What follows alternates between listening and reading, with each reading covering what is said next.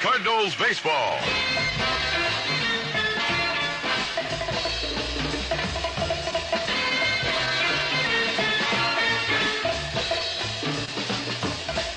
Brought to you by Anheuser-Busch Incorporated.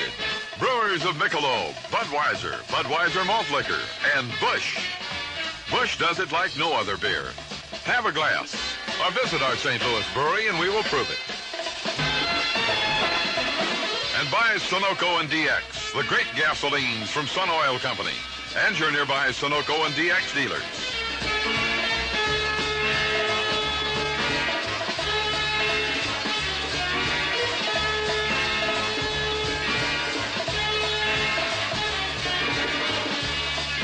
Now, St. Louis Cardinals Baseball.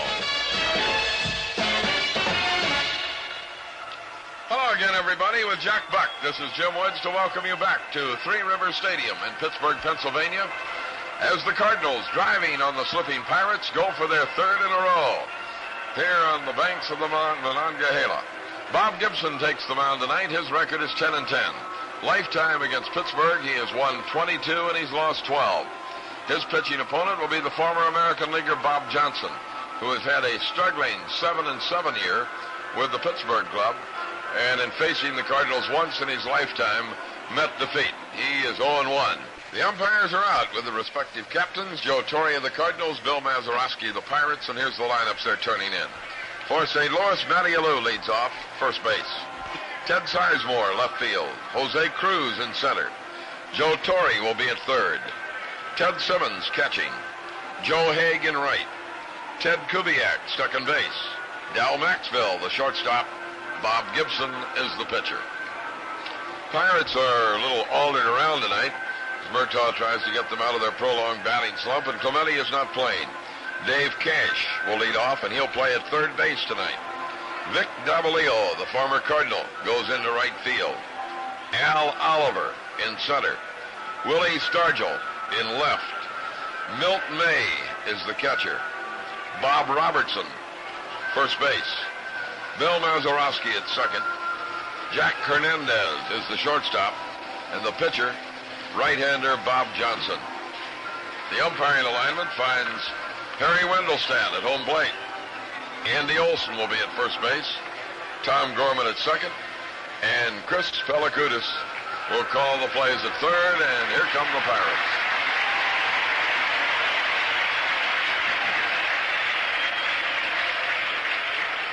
This ball game's about to start with Matty Alou at the plate against the right-hander Bob Johnson. The big guy fires, strike called, and he is a big guy. He's from our broadcast territory. He's from Aurora, Illinois, lives in Lamont, Illinois. He delivers, and Alou on a changeup hits a foul ball which goes out of play for strike two. Cash, who's playing third base, chased over there, couldn't get it. Hernandez, the shortstop, was also over there. Mazeroski's playing second tonight with Bob Robertson at first. Stargell in left, Oliver in center, and Davalillo in right. Milton May giving the sign. 2 strikes to count on Alou, who has seen a lot of off-speed pitches in this series. Here it comes. Off-speed pitch fouled back onto the screen, keeping it strike two. It'll be Alou, Sizemore, and Cruz here in the Cardinal first. I'm sure you're aware of the fact that the Cardinals have won both games of this series and are now within 6 of the Pirates, trying to make it 5. Here it comes. Matty swings and drills it foul into the seats. Look out. It's still strike two.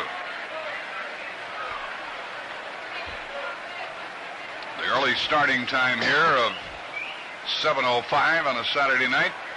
A good crowd on hand and a sellout for tomorrow here at Three Rivers Stadium in Pittsburgh. The Cardinals won 3-2 the night before last and 2-0 last night. Johnson looks in, gets the sign. He's thrown nothing but strikes to Alou. Ball one is outside. And another off-speed pitch. Harry Wendelstedt, the plate umpire. Olson at first, Gorman at second base, and Pellicudis at third. The pitch. And it's low inside. That makes it 2-2.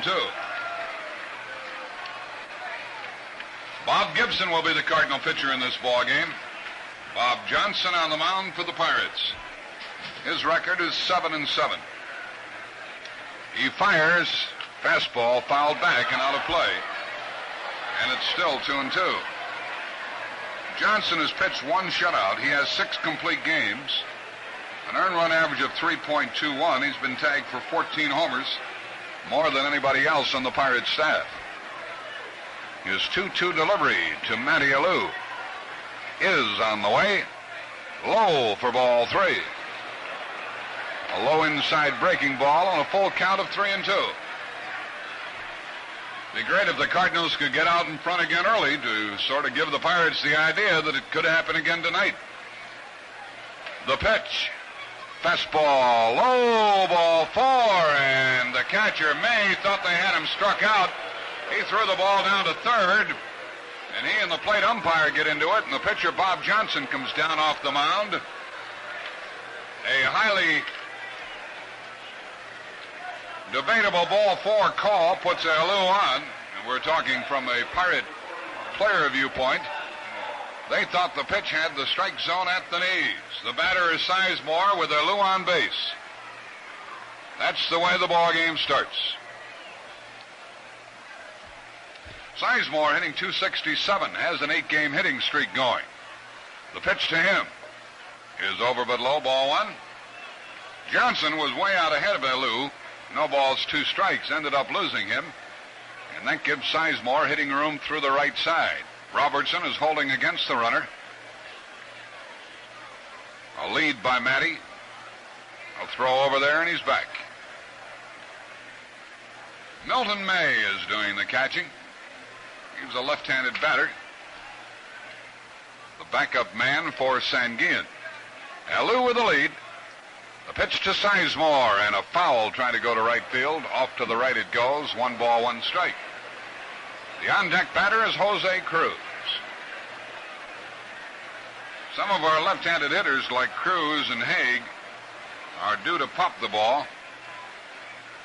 It's been a long time since we've seen the long ball off their bats. Maybe tonight will be the night. They're playing straight away in the Pirate outfield. The 1-1 pitch. Coming to Sizemore, and it's inside. It almost hit him. Ball 2. Spun him out of there. Johnson is not a real control artist. Although his base on balls total is not very high, he's walked 40 now in 126 innings. Alou with the lead. There he goes, and a fly ball into the right field corner, chased by the right fielder, Davalillo, makes a running catch, throws to first, Alou gets back. Oh, he made a good play on that ball. With a right-handed batter up there, Sizemore. The ball was hit right down the right field line, about 5 feet off the line, and Davalillo on the run caught up with the ball and made the catch. Alou had to scramble to get back, and had Davalillo missed that ball, it would have been big, big trouble for Pittsburgh. That ball would have gone down into the corner, a run would have scored, and Sizemore probably would have ended up at third. But Davalillo made the catch. The hitter is Cruz with a runner at first and 1 out. Toss to first, the runner back. Sizemore got a bad break on his ball. It just hung up long enough for Davalillo to get there. Cruz has 4 home runs. The pitch. Low inside, ball 1, and Johnson thought he had a strike again. He's again at odds with the plate umpire, Wendelstedt. Cruz average is .248. Alou at first, 1 out. Matty takes his lead. The pitch, swinging a foul, trying to go to left. That evens the count, 1-1. Well, the Pirates have their big man back in the lineup tonight, Willie Stargell, who sat out last evening's encounter. They are not playing Clemente and Sanguian this evening. Cruz waiting. A throw to first, and Alou gets back. Johnson doesn't appear to have a real good motion toward first. Looks like they might be able to run on him. Alou leads away, not going. Cruz takes it outside. Ball 2, 2-1. Johnson is not missing by a very large margin. 2 balls and a strike.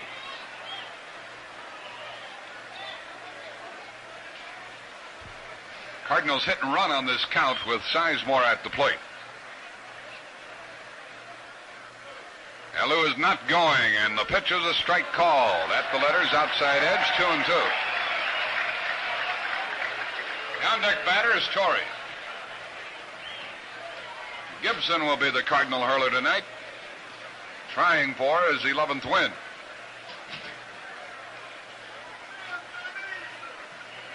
Matty Alou leads the way. He's going. A swing and a pop fly into short left field. Down the line, chased by Cash. And he dropped the ball. It's fair, and both runners are safe. He dropped the ball with his back to the plate, and it's a base hit. Alou stopped at second. He had no chance to go to third because the ball was smack in Cash's glove and then popped out. The left fielder Stargell couldn't get there in time to help him out. And Torrey is up with 2 men on base and 1 out. With a left-handed batter up there, Stargell was playing off the line somewhat. He couldn't get in quickly enough to make the catch. And it went off Cash's glove, and it's a base hit. Now Alou's at second.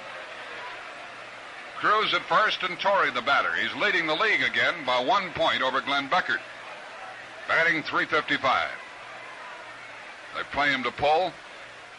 Johnson is set. His pitch. Strike call at the knees. Torrey, 17 homers, 94 runs batted in. Pirate infield at double play depth. Mazeroski trying to keep Alou close at second base. Wouldn't be surprising to see Matty run. The pitch. Sidearm, curve, low outside. 1-1. We'll have another sidearmer going tomorrow, Bruce Keeson.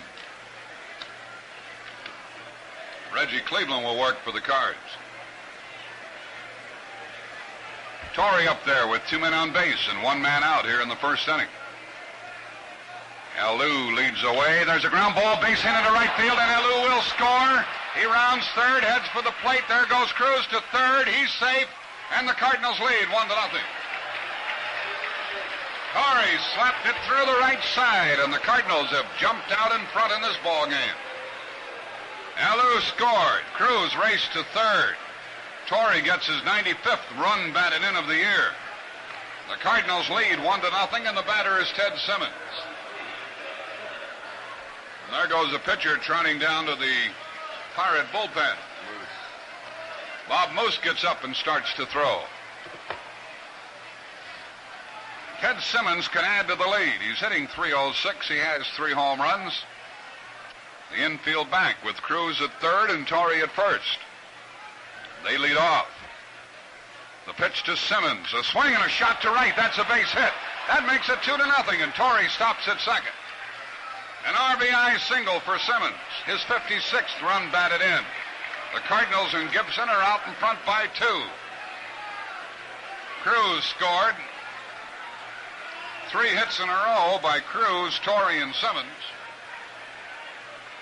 It's a 2-0 ball game, and the batter is Joe Hay. Boy, would we like to see Joe get a hold of one. He'd really do. Joe's average is down to .209, 10 home runs, most of which he gathered very early in the season. And the truth about it is he got those home runs early before the pitchers were real sharp and started to get that off-speed stuff over to him. Oh, if he could rip one now. There are 2 men on, with 1 man out. Torrey at second and Simmons at first. Bob Johnson of the Pirates is on the ropes. A look in by the big right-hander. The first pitch to Joe Haig. A changeup is low, ball 1. And that helps Haig when the pitcher cannot get that slow stuff over. Ball 1. 2-0, the Cardinals lead in the first. On a walk and 3 singles. Johnson ready to pitch to Haig. Here it is, and it's low for ball 2. The on-deck hitter is Kubiak. Johnson looks in at the umpire again. Pauses out there on the mound.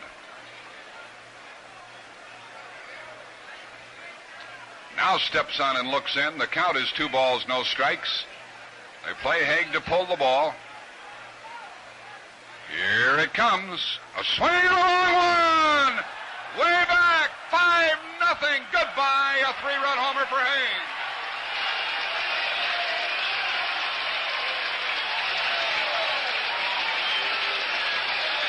Well, I tried to talk him into that one. And with a count of 2 balls and no strikes, Haig homers with 2 on and makes it a 5-run Cardinal first. You begin to worry me when you do things like that. You got ESP or something, I believe. Might head for Vegas. Here comes Danny Murtaugh out of the dugout. Haig with a count of 2 balls and no strikes. Drilled one, a line drive over the fence and right. Driving in Torrey, driving in Simmons. Giving Joe 11 home runs for the year. 37 runs batted in. And it's 5-0 here in the first. The only put out was on the fine play by Navalio.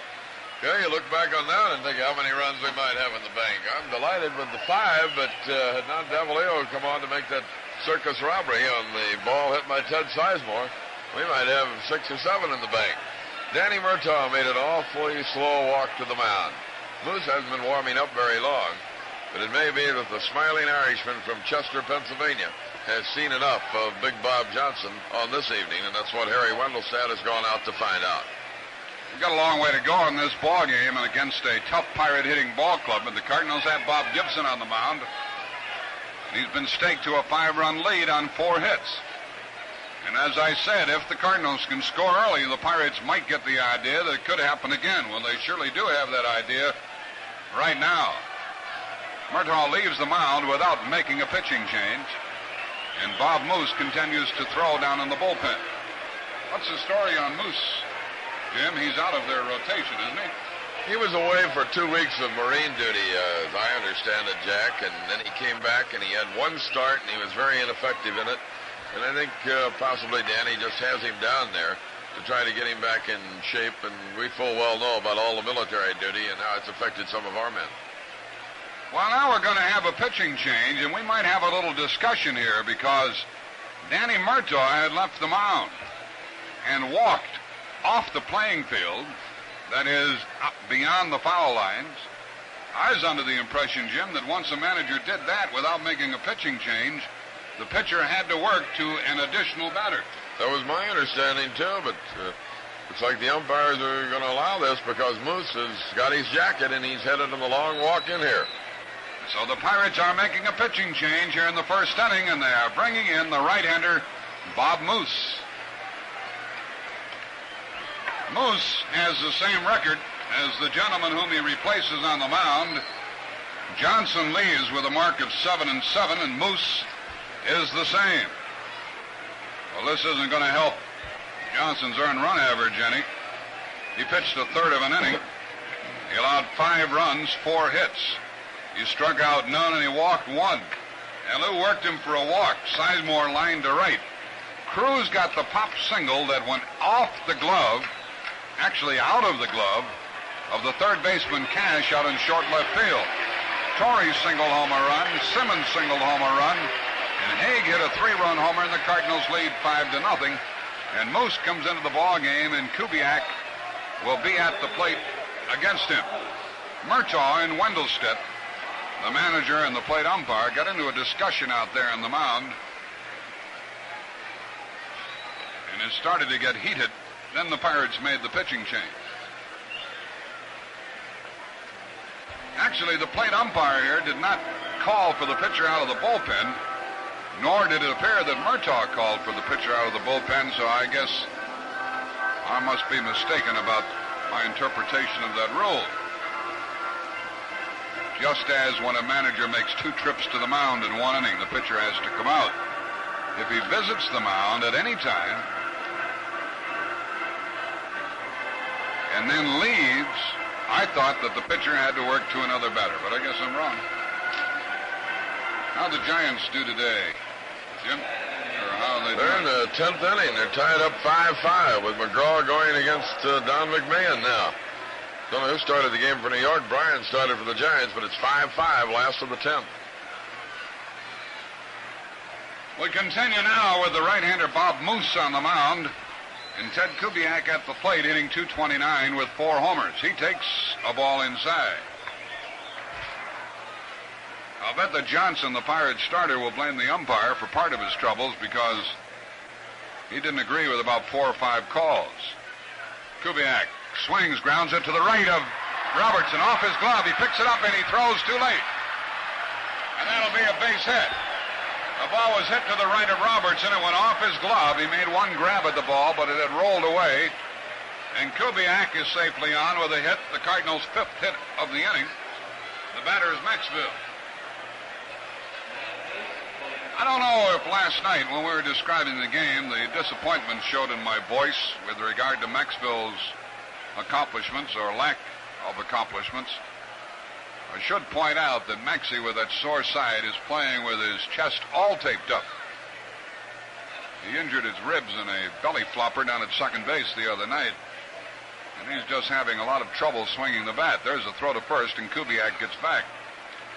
So if I was a little harsh on Maxville, it was because primarily of our disappointment more than anything else. The pitch to Dow, and he takes it low for a ball.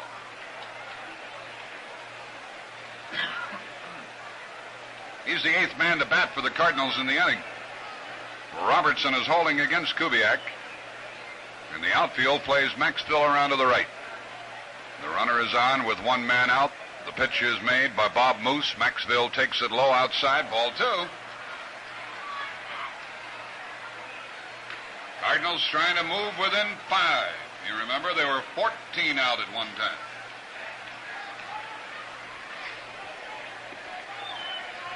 Two balls, no strikes, the count to Maxville. He's hitting .220. The pitch to him. Swing and a foul, trying to go to right field, 2-1.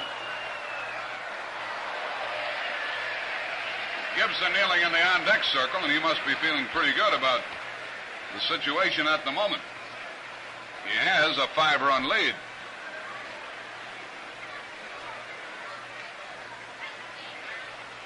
We've been underway here for about 25 minutes, and the Pirates haven't swung a bat yet. There's the throw to first, and Kubiak got back. It was pretty close. 2 balls and a strike to Maxville. The runner might be going here with 1 man out. The runner is not going, and there's a foul out of play. 2-2, the ball down into right field. A walk to Alou. Sizemore lined out. Cruz, a scratch single. An RBI single by Torrey. An RBI single by Simmons. A 3-run homer by Joe Haig. 5-0 Cardinals. 2-2 on Maxville. Moose is ready. Pitches. Swing and a miss. He struck him out with a high delivery for the 2nd out of the inning. It's pause for identification with Bob Gibson coming up, the 9th man to bat here in the Cardinal first. This is the Cardinals Baseball Network.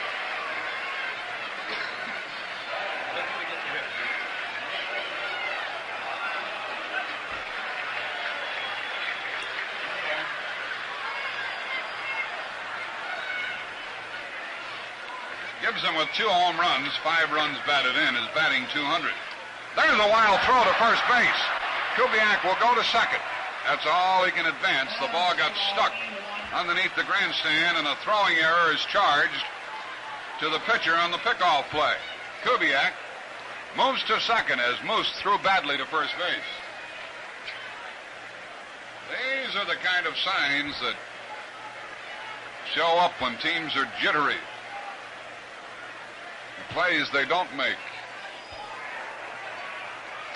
I'm not saying the Pirates are jittery, but some of the signs are there. Gibson could drive home a run now. The pitch. Swings and bounces it to short. It's cut off by Cash. He throws to first for the out.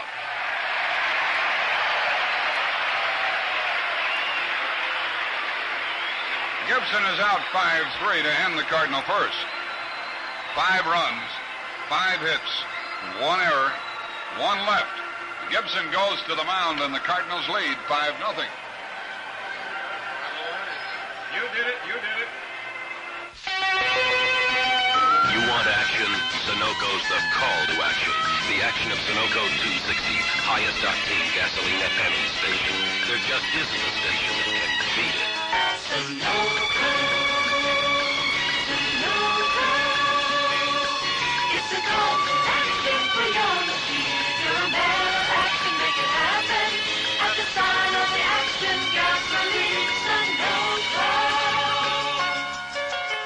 Sunoco makes it happen for your car. The custom blending pump blends 260 into Sunoco Premium, middle premiums, even regular. Get 260 action. It'll mean real action for your car. Sunoco. Sunoco. It's the call to action for your machine. If you're a man of action, make it happen. At the start of the action, gasoline. Sunoco.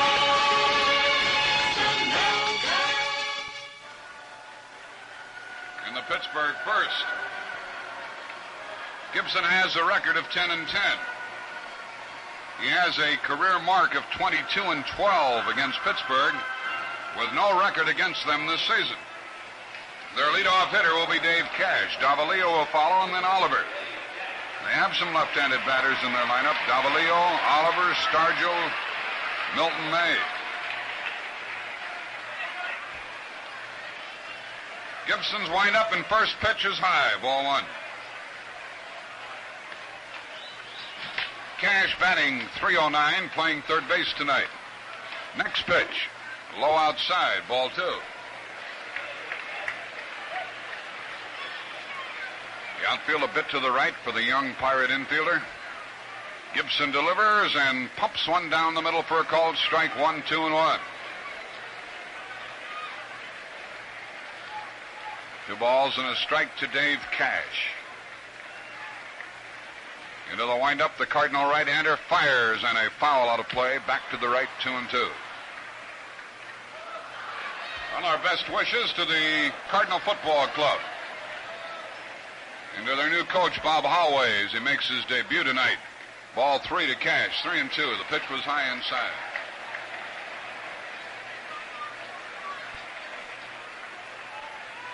There's a line drive into right field. Haig is right there. Comes in, has it. 1 out. The 3-2 pitch, and Gibson, working with his usual rapidity, brought it home. Cash flied to right. There's 1 out. The batter is Davalillo.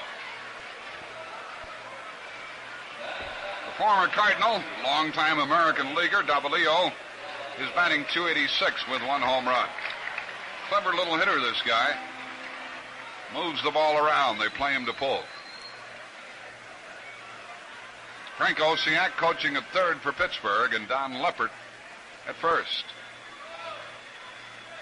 The pitch on the way. Davalillo takes it low for a ball. Simmons, the catcher. An infield of Torrey, Maxfield, Kubiak, and Alou. Ball outside, ball 2. Gibson's been behind the first 2 hitters here. He came back and got Cash. He's 2-0 on Davalillo with Al Oliver in the on-deck circle. Strike called, 2 and 1. Davalillo taking all the way, and that's a problem of being behind by 5. Gibson fires. Strike 2, 2 and 2. Another called strike, 2 balls, 2 strikes.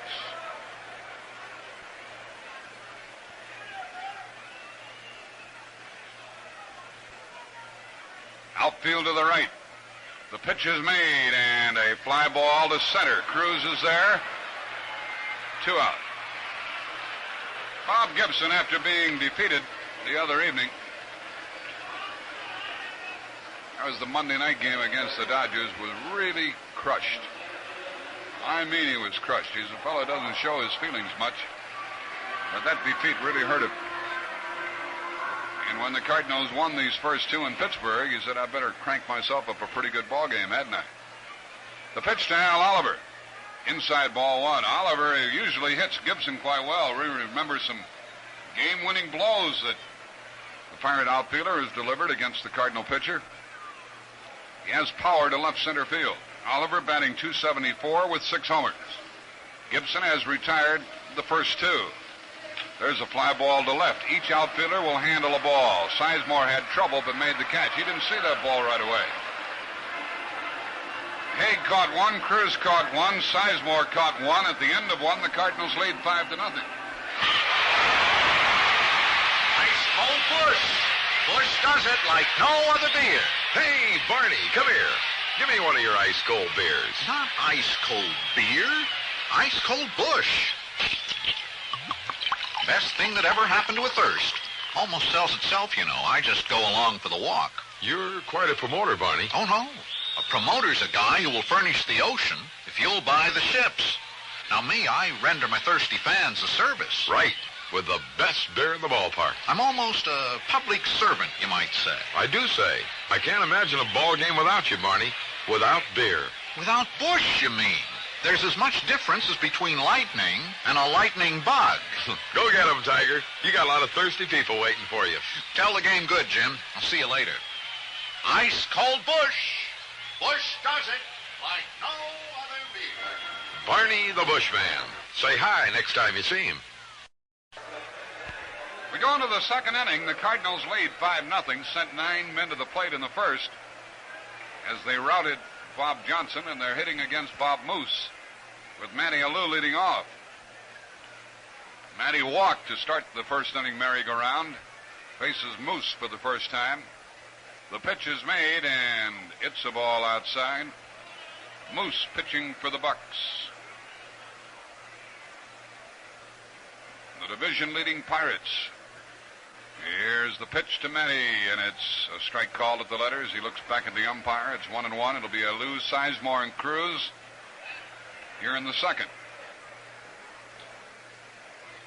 Next pitch, ground foul, ripped past first base down into the corner. That makes it 1-2. Benson is coaching at third for the Cardinals with Ken Boyer at first.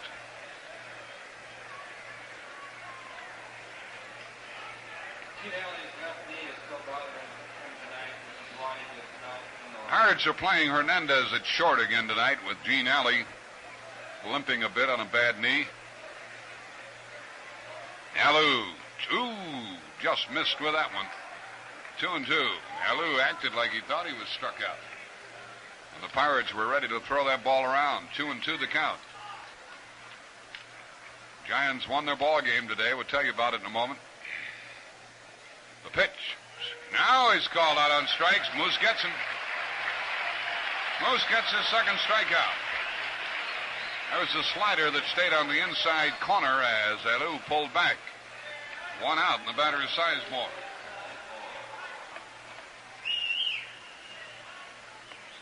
I'd like to see the Cardinals mount another attack because you never have too many runs.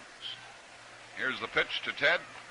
Sizemore hits one, a diving try by the third baseman. He can't get it, and Sizemore has another hit. Sizemore singles with one man out. That ball was in on him, and he got around on the ball. He's now hit safely in 9 straight ball games. Batter's Jose Cruz.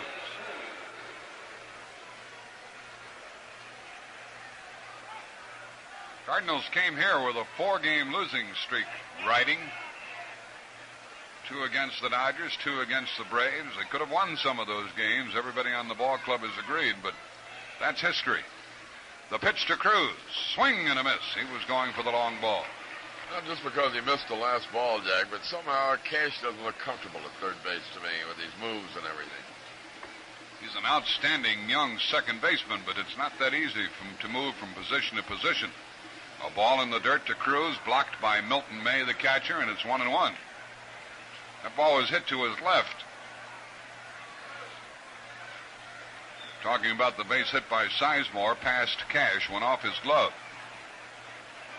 Throw to first, the runner back.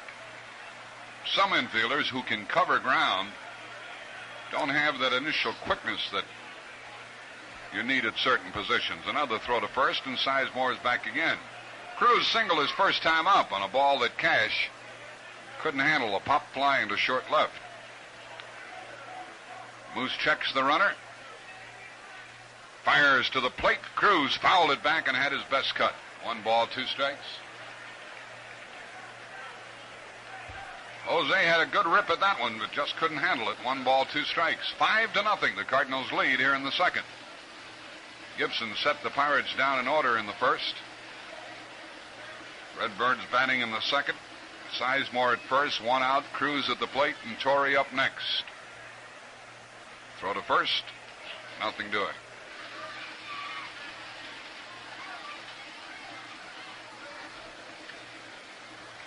Lead by the runner. The pitch, swing and a high fly ball to deep center field.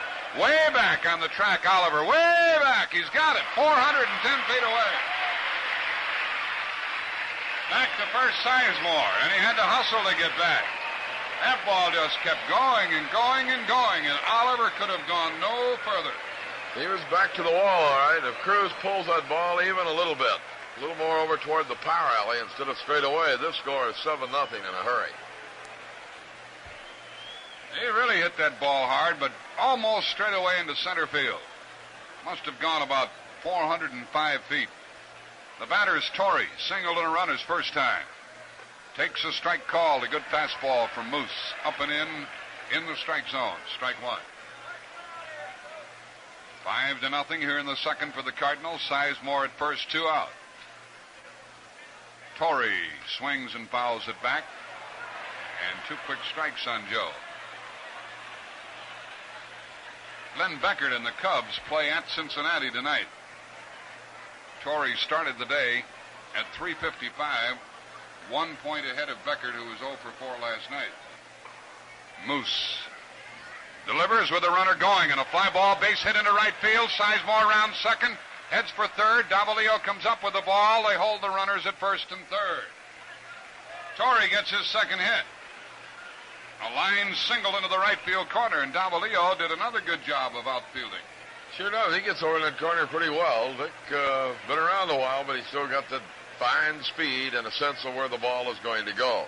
Sizemore, I think, when he left the bag, I think he was surprised when Benson threw the stop sign up at him. The relay was perfectly handled, however. And there was no chance for Sizemore to come home on that long single by Torrey. It's up to Simmons with 2 men out. The Cardinals with a chance to score against Bob Moose. Torrey is 2 for 2. Simmons singled his first time up. Drove in a run, and he could hurt the Pirates again. The pitch, swing and a bouncer to second. A big hop to Mazeroski. Throws close out. Mazeroski had to wait for a big hop, and then he got Simmons by about a step. And the Cardinals leave 2. No runs, 2 hits. There were no errors and 2 men left. The Cardinals have left 3. The Pirates come to bat in their second. The Cardinals lead 5-0. Ice cold Bush. Bush does it like no other man. Hiya, Barney. Hi, Jack. Come here, Bush, and sit down for a while. Oh, can't stay long, Jack. Got to push the bush. Those pretty girls out there make walking a pleasure. Better not let Mrs. Barney hear that. She's quite pretty herself. And that's odd, too, because she's got a sister who's really ugly. A dog, huh? We used to figure she put her face up in curlers. Enough wrinkles to store a 3-day rain. Every time she raised her eyebrows, pulled up her stockings. I'm sure it did. She told a policeman once, "There's a man following me, and I'm afraid he's crazy." Cop took one look and said, "Lady, he's got to be." Bet you're glad it didn't run in the family. Oh, my, yes. I don't know what I'd do if they were like this Bush here. Like Bush. Well, you know, every bottle the same. Joe Torrey has raised his batting average a couple of points to 357. Here in the Pirates' second, Willie Stargell leads off, and it's always nice to pitch to this big guy with the bases empty. Stargell hitting .304 with 39 home runs. Strike called. Gibson drilled one across at the knees. Stargell has driven in 101 runs. There's a foul out of play, and that's strike 2. Stargell didn't play last night. Steve Carlton handled him beautifully the other evening. And Stargell sat it out against Royce. Gibson fires, and it's up and in.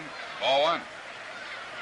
Bob set Pittsburg down in order in the first on 3 fly balls. He's working rapidly. Fire, strike call! He let up, and he got him. First strikeout for Gibson.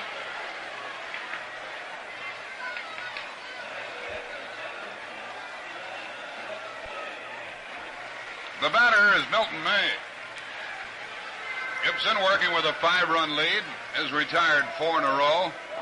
May is a left-handed batter hitting .243. He has power. He's hit 4 home runs. He swings and misses, chased a bad ball up and in. I think his first major league run batted in was against Bob Gibson in a ball game last year. It's from Gary, Indiana. Swings and fouls it back. That's strike 2. Fan made a good play on the ball. May is a 6-footer, 175, a fine catching prospect. The pitch on the way to him, and a changeup, and he swings and strikes out, but he'll go to first as Simmons couldn't handle the ball in the dirt. The ball went back to the screen. It's a strikeout and a wild pitch. Gibson is credited with his second strikeout, but a wild pitch puts Milton May at first with 1 out. So Gibby gets a bad break there as Simmons was unable to prevent the ball from going back to the screen. Bob Robertson, the batter. He's hitting .268, right-handed hitter. Takes a ball, gets away. The runner does not advance. And the way Simmons is struggling behind the plate, you suspect that Gibson has a good breaking ball. He goes out to talk with the pitcher. Robertson is the second leading home run hitter on the Pirate Ball Club. He's blasted 23. The outfield deep to the left for him. May at first, 1 out. The pitch, swing and a foul, and he had a home run cut. It came back to the screen.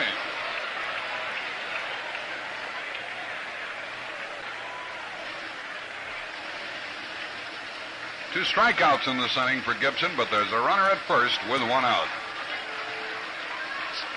The pitch, Robertson swinging late, missed it, 1-2.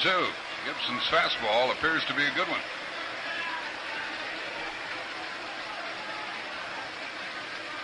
Robertson looked over into the Cardinal dugout for some reason. 1 ball, 2 strikes the count. The pitch struck him out with a good low breaking ball, and that's 3 strikeouts in a row for Gibson. Now the runner's at first with 2 out. And the batter is Mazeroski. There were 3 guys strike out 4 in 1 inning. It could happen. Mazeroski playing second base tonight, hitting .262.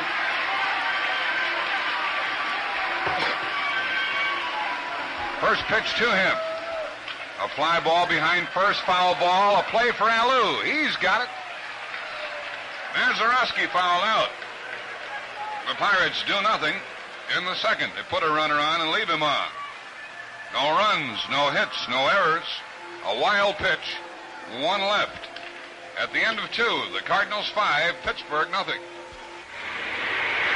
Sure is warm today. Yes, ma'am. That'll be 10 cents toll, please. I got it here somewhere in my purse. Oh, my, the car stalled again. Come on, car. Not here, please. That's 10 cents, ma'am, and you'll have to move your car. How can I move it when it won't listen to me? Now there's a solution to help prevent summer stalling. New STP Keep Cool radiator treatment. STP Keep Cool helps take the heat off your engine. Oh, Andy, it seems like only yesterday that Billy was just a baby. And now he's ready for his driver's test. Billy, sure you remember the rules? Sure, Mr. Granatelli. I drive to the service station for STP oil treatment. I'll tell the driving examiner that STP is especially important in hot summer driving because it protects and lubricates better than ordinary motor oil alone. Did you learn that in driver's education class? No, ma'am. By living next door to the Granatellis.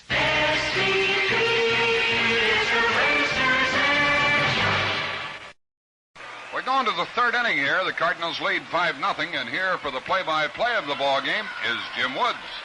Thank you very much, Jack. And Joe Haig has struck the big blow in the first inning for the Cardinals. Looking at Moose's first pitch, it's over the outside corner for a call strike. 0-1.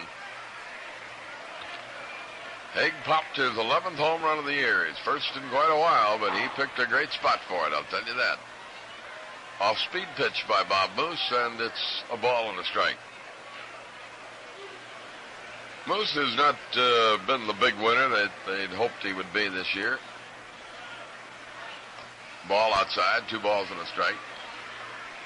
He's pitched a no-hitter in the majors, threw it against the Mets 3 years ago at Shea Stadium. 2-1 pitch coming from Moose, and a swing by Haig and a missed strike 2. 2-2 the count. Been 7 hits in the ball game, and the Cardinals have all of them. they ride high, wide, and handsome here in Game 3, but a long ways to go. Ball 2 is just a little low. Scoreboard for ball 3, rather. 3-2. None on, none out. Kubiak will be next, and then Maxwell. Payoff pitch from Bob Moose. Swung on and missed, strike 3. Moose gets his third strikeout, puts one away, and brings up Kubiak. Yeah, I'm looking at this game from a Pirate viewpoint. It might be valuable for them to be able to bring a fellow like Bob Moose through in this game, although he has given up 3 hits in the time that he has worked. But for him to get back into the pitching rotation almost seems to be a must for Pittsburgh. I would think perhaps if he would work around. Here's Kubiak waiting for the first pitch. Sends a high fly ball out toward rather deep right, but Davalillo's on the move, and he gets to it, and he has it for the out. I think maybe he might replace Johnson in the pitching rotation, because Johnson has got to be a disappointment. They gave up a lot to get him from the Kansas City club. Gave up Freddie Patek and a good catcher in Jerry May and a pretty fair hurler in Bruce Canton. And he's just not lived up to expectations. 2 men out, here's Maxwell. Maxie, strikeout victim, his first time up. Facing Moose. Sends the foul back out of play. Way into the upper deck. Cubs have gone out ahead of the Reds now, 3-1 at the end of 2 1/2 innings. Houston and Atlanta play later, Montreal and L.A. later. Maxwell takes a ball down low. Phil's in San Diego, not scheduled tonight. Minnesota drubbed the Tigers today, 9-4. Oakland beat the Yankees 1-0. The ball hit down to Mazeroski. The Golden Glove is up and on to first. That retires the side. No runs, no hits, no errors, nobody left. We go to the bottom of the third, and it's 5-0 St. Louis. Working like the Dickens at the mill all day. Wear a man out all right. I'll be beat when the quitting time whistle blows, but I'm gonna have some fun tonight. A man's gotta have some time to live, to keep his outlook bright. I'll bend my back for the man all day, but I'm gonna have some fun tonight. The good times don't come easy. Those times when a man can sit down with his beer and get back into things. Busch makes the best of times like these because the mellow flavor of Busch goes along with the good times without getting in the way. With a long day behind you and pleasure on your mind, Busch does it like no other beer. Visit our St. Louis brewery, and we will prove it.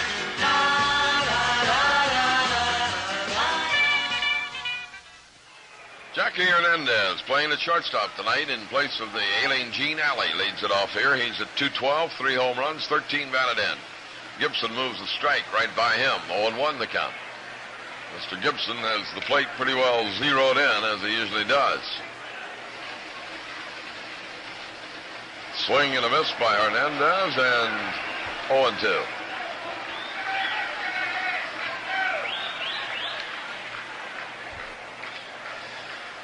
A ball outside, a moving pitch that was outside, a little low. 1 ball, 2 strikes. Pirates have had the 1 base runner on the strikeout wild pitch, and the delivery is ball 2 outside. 2-2 the count. Frank Osiak, the coach at third, Don Leppard at first.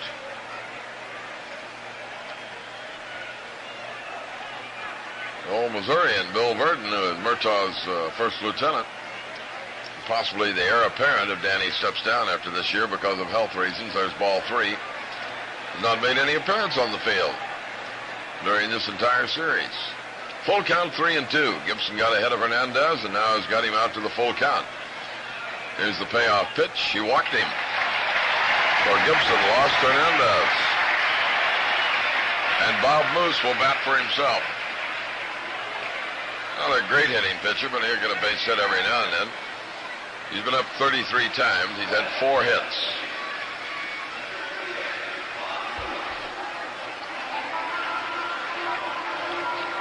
So Moose bats here in the number 9 spot. Alou laying in behind Hernandez, and Moose fouls off the first pitch for a strike. 0-1. Cardinals with a 5-run outburst, driving Bob Johnson out in the first inning. Lead 5-0. Moose, another foul straight back. 0-2 the count. Well, Gibby has another 0-2 count on his second hitter in a row. He works in a hurry, and Moose swings and misses, strike 3. That is Gibson's 4th strikeout. Puts one away, and the top of the order comes up now, Dave Cash. Flied out to Haig in his first effort.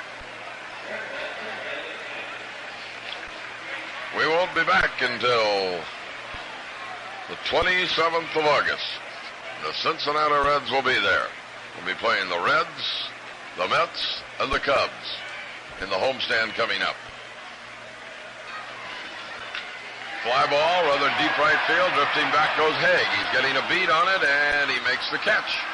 2 men out, and Hernandez returns to first, and we'll pause for station identification on the Cardinals Baseball Network.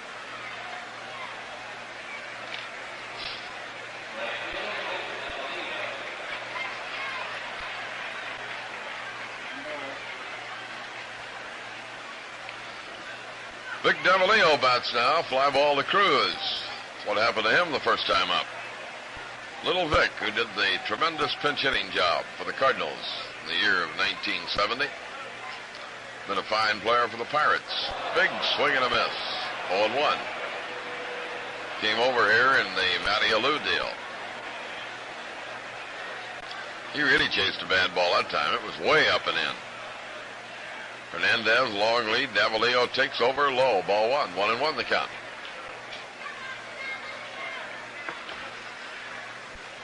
The end of 3.5. Cubs 3, Reds 1.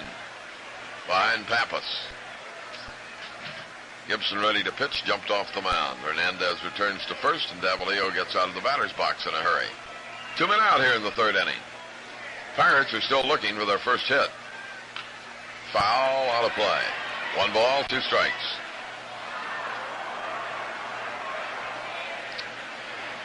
Big day here tomorrow. Ball day, a Pirate father and son game,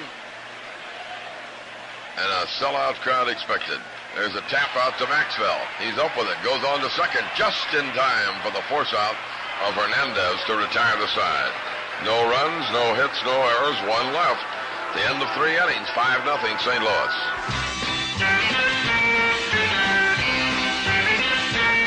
I'm sitting here thinking, trying to decide if I should go back to the town and the things I've left behind. Those green fields are calling me, these office walls are boring me. That's why I've got the urge to go.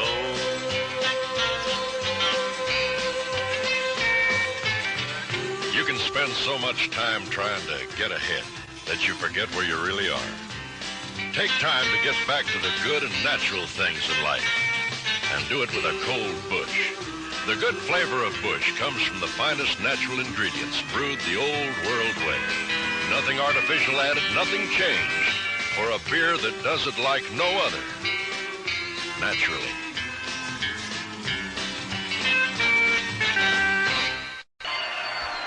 Bob Gibson just now striding out of the Cardinal dugout to come up and take his whacks.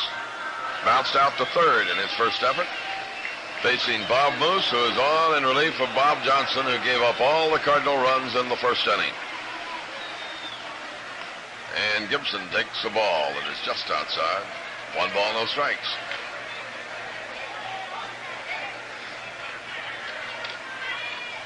Moose brings it in, took a little bit off of it, and Gibson didn't get it. 1 ball, 1 strike. Outside of the first inning, this ball game has moved right along. Usually does when Mr. Gibson goes about his business out there. Swings again. He didn't get it. 1 ball, 2 strikes. Bob's batting just under 200. Not been his most productive year with the bat, and he's had some good ones. He swings, a delayed swing, and a delayed call on the part of Wendelstedt, and it's a strikeout. So that is 4 strikeouts for Moose. 1 out, top of the order up. Matty Alou walked and struck out.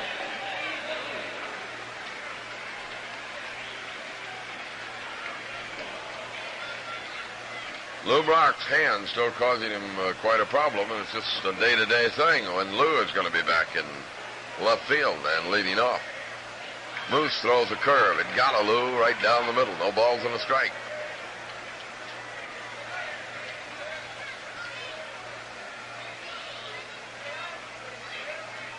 Little bit low. 1-1 the count. Fine as this new stadium is, they have problems around there. They have bottlenecks. They have a big crowd or even a small crowd. There's only two ways to get in and out of this place. And you should see the traffic piled up around here after a ball game. There's no longer a smoke problem in the city as there was many, many years ago, but the Mellon family spent, I don't know how many millions of dollars to do away with that. Moose delivers. Fly ball, center field. Back goes Oliver. In position, waiting, and has it. 2 men out for the Cardinals in the fourth inning, and Sizemore, who is lined out and singled, is the batter.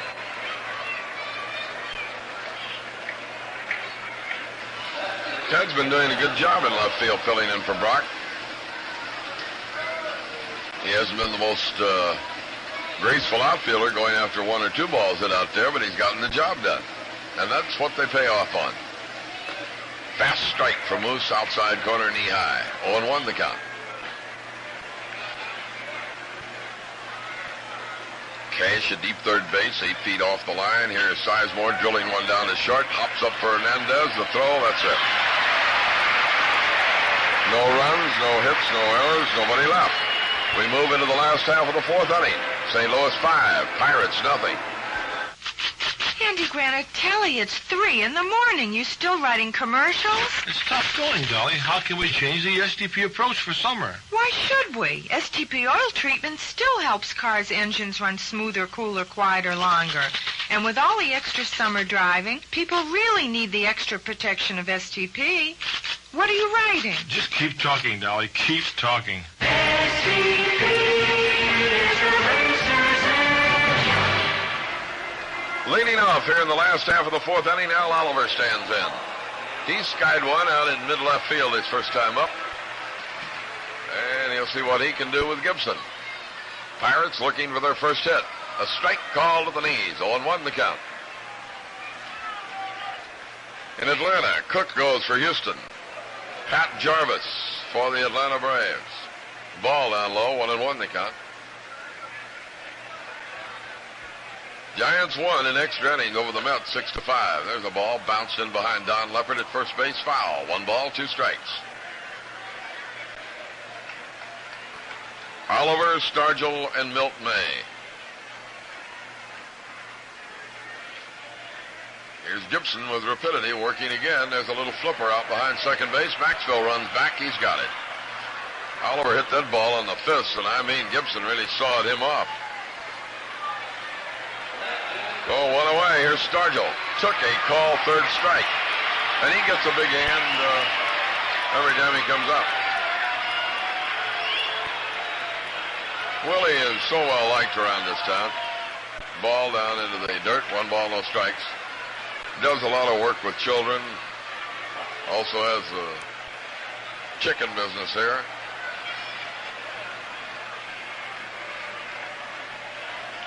Hails from the Compton, California area, where so many fine athletes came from.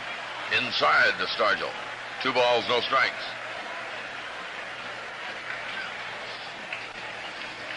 One man out here and nobody on. With the Redbirds in front, 5-0, trying to make it 3 in a row. There's ball 3 to Stargell.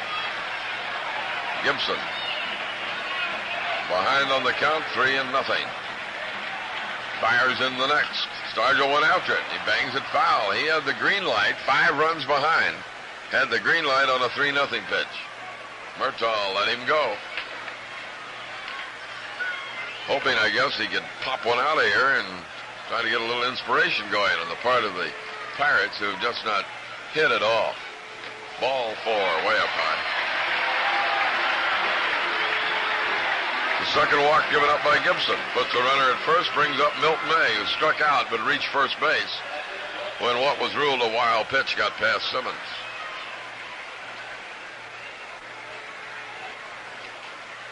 Pirates have lost 13 out of their last 16.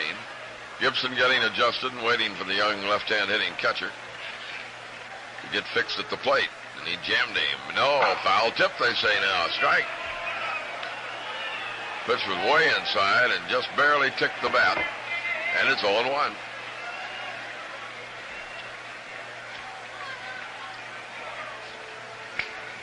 The old Cardinal Nellie Briles is up and throwing in the Pirate bullpen. Milt May takes the ball down low, 1-1.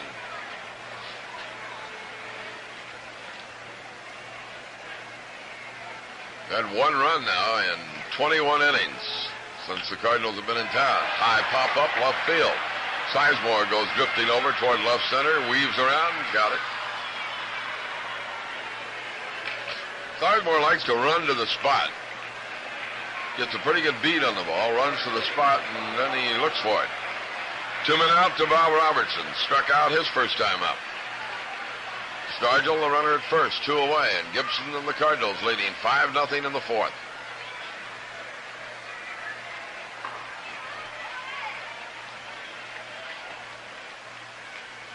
Fastball, strike called at the letters of the big muscle man from Mount Savage, Maryland.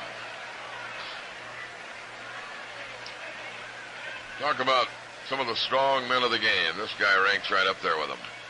Check swing, a foul, strike, and it's 0-2. He did not get a cut that time.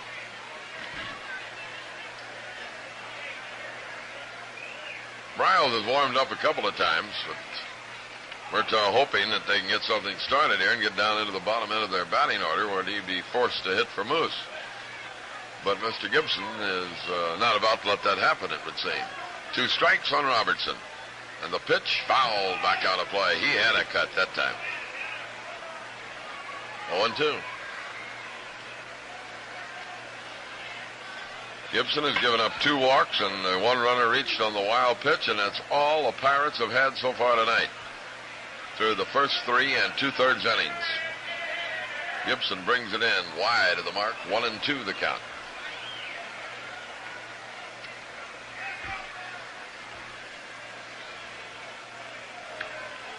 Bob Robertson pounds the plate. Gibson gets quickly ready. Sends it in and strikes Robinson out again. Robertson took a big healthy cut, got nothing, and Gibson has 5 strikeouts in the book. No runs, no hits, no errors, 1 left. The end of 4 innings. Cardinals 5, Pirates nothing.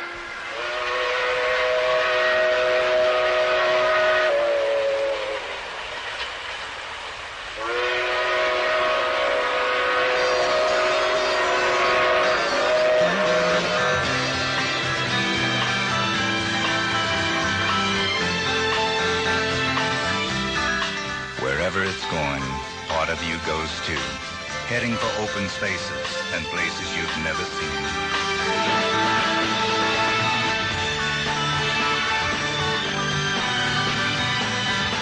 Bush goes there too, travels to the best barley and hops wherever they're grown, brings them back and brews them slowly into a full, mellow beer.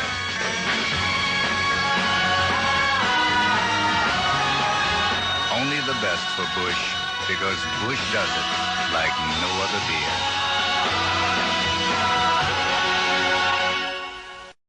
Fifth inning now. The Cardinals have out-hit the Pirates 7-0 and lead in the ballgame 5-0, with Jose Cruz leading off against Bob Moose, who has pitched scoreless baseball over 3 2/3 innings. Moose has registered 4 strikeouts since relieving Bob Johnson. He's a hard-throwing right-hander, and he pitches to Cruz, who is singled and lined out very deep to center field. Left-handed batter in the first pitch. Strike called. He kept it away, caught the corner, strike 1. Cubs lead Cincinnati 3-1 in the bottom of the 5th at Cincinnati. Fly ball foul down into the left field corner by Cruz. Nice catch, mister. Philadelphia and San Diego have the day off because of a San Diego football game. Giants beat the Mets today 6-5. Houston and Atlanta later, Montreal and Los Angeles later. And that's the National League. With a count of 0-2, Cruz grounds one hard to second. Mazeroski has it. Throws him out. Cruz, hustling all the way, was out by a step. as he was retired by Mazeroski. 1, 4, 7, 8 in a row retired by Bob Moose. Cardinals lead 5-0, and here's Joe Torre, who drove in the first run of the ball game. He has 2 singles, and he's batting .358, so he's picked up 3 points tonight. Leading the league again. Swings and misses a breaking ball. Got a base hit against Johnson. He's singled against Moose.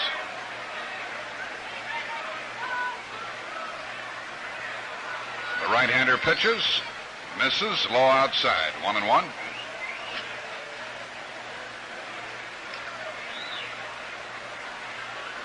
Outfield playing Torre to pull the ball.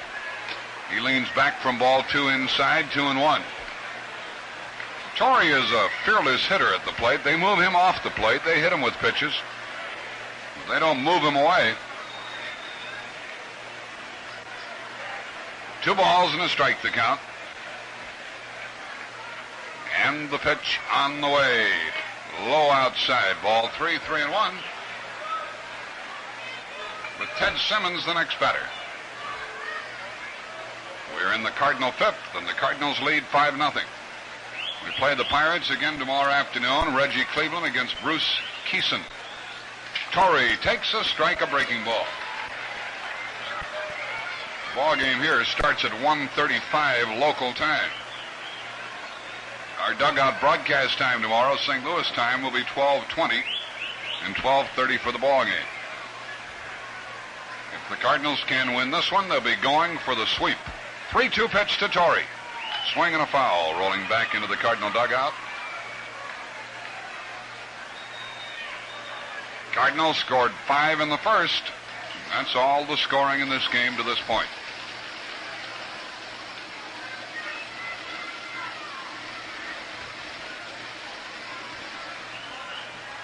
Bob Moose pitching to Joe Torre.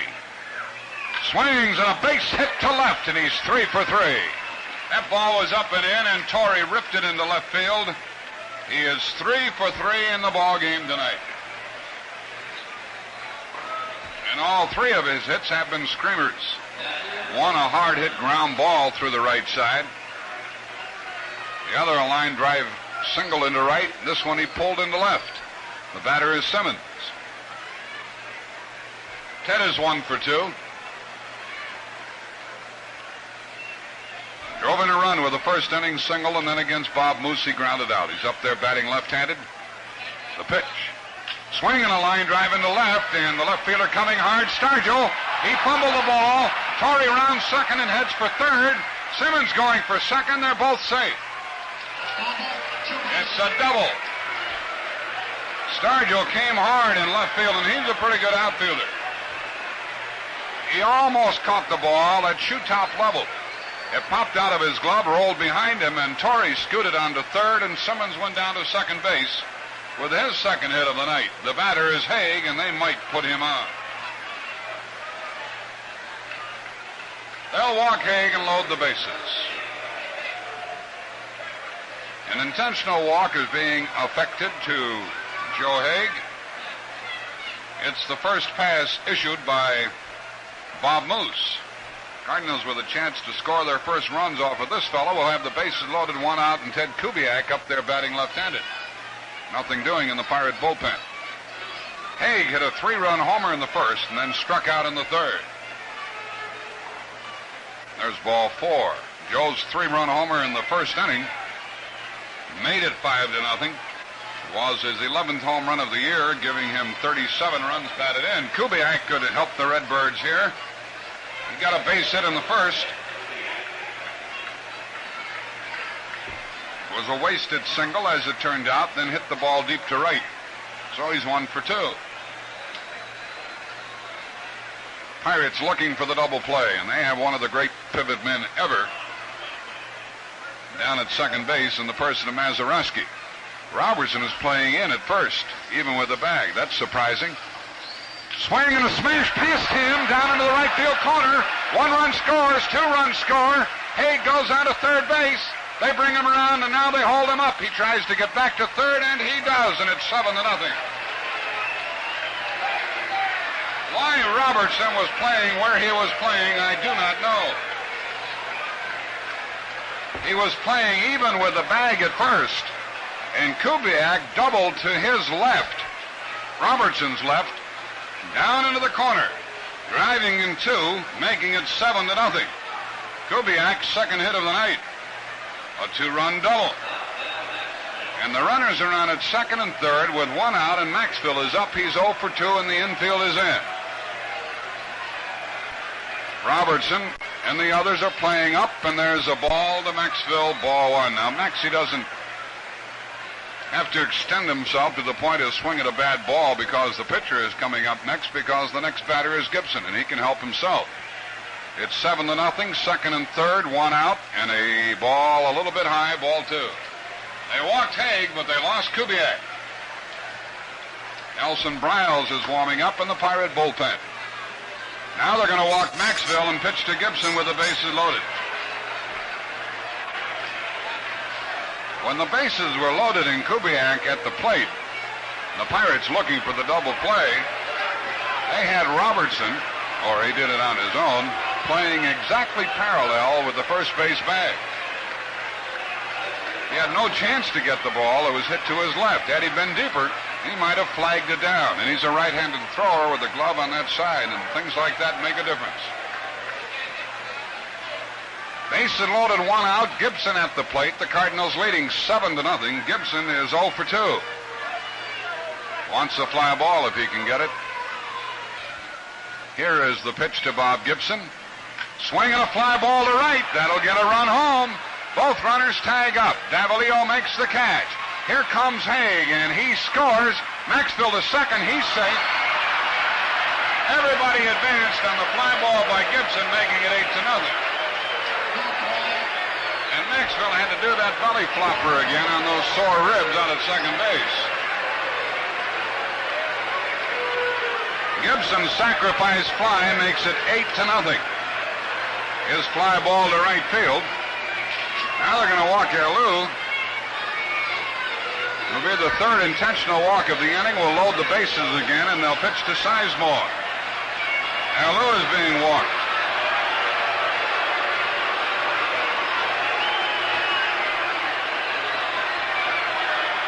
The bases will be loaded with 2 men out. Alou is cleaning his fingernails while Moose walks him. Just standing there. There's ball 4. Sizemore up with the bases loaded. It's been a 3-run inning, and the Cardinals lead 8-0. They have Kubiak out at third, Maxwell down at second base. And Sizemore is up. He's 1 for 3. Gibson and the Cardinals now have an 8-0 lead. Sizemore could add to the lead. He's the 9th man to bat in the inning.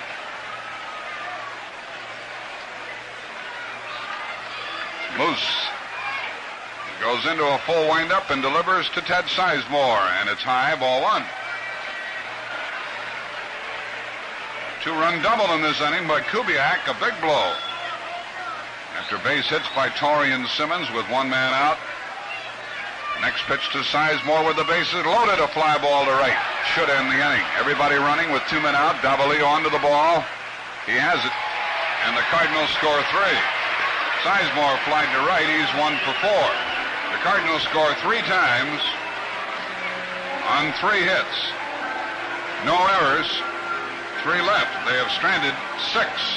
We go into the bottom of the 5th inning.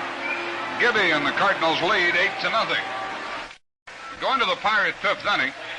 Nelson Briles continues to throw in their bullpen, for the pitcher is due to bat here in the 5th. The batter is Mazeroski. He is looking for his 2,000th Major League hit. He swings and misses. The first pitch was a strike call. This one's strike 2. Now Bob Veal joins Briles in the bullpen. There's a ground ball back to Gibson on 1 hop. Gibby flips it to Alou, 1 out. Pirates have no hits in the game. The batter is Jackie Hernandez, the right-handed hitting shortstop from Panama. He walked his first time, was left on. Pirates have had 3 base runners, 2 on walks, and the other on a missed third strike. Hernandez takes the ball way outside. The score is 8-0 Cardinals.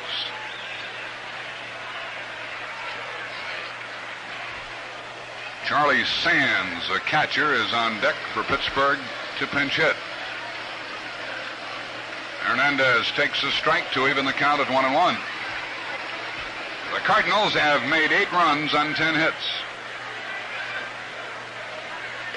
Strike called a Gibson fastball, and Hernandez took it. He's in the hole, 1-2.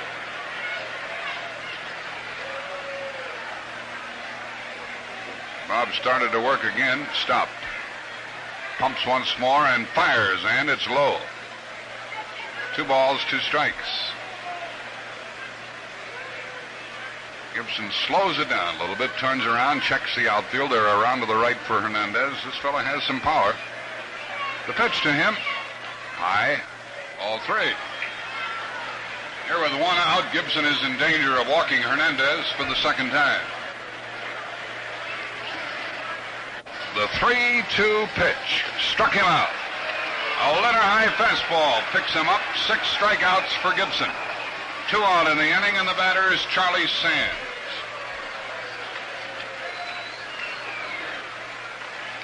Sands, a left-handed hitter.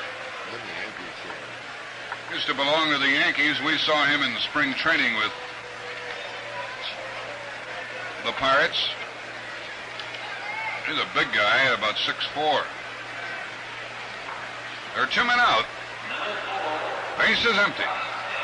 Sands batting for Moose here in the 5th. First pitch, a swing and a miss, and he took a home run cut. Moose pitched 4 2/3. He's charged with 3 runs and 6 hits. Next pitch to Sands, and it hits his bat and goes foul. That's strike 2. He was ducking an inside pitch. Moose walked 3 men. They were all intentional walks. And while he was in there, had 4 strikeouts. Either Veal or Bryles will be their new pitcher. Sands takes the ball low inside, a breaking ball. And he had to do everything in his power to keep from swinging at that one.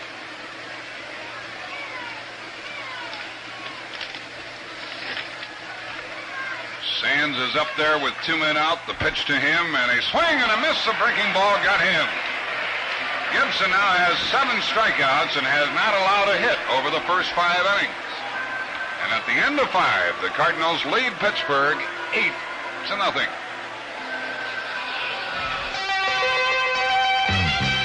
That's the call to action, and the place to answer it is Sunoco.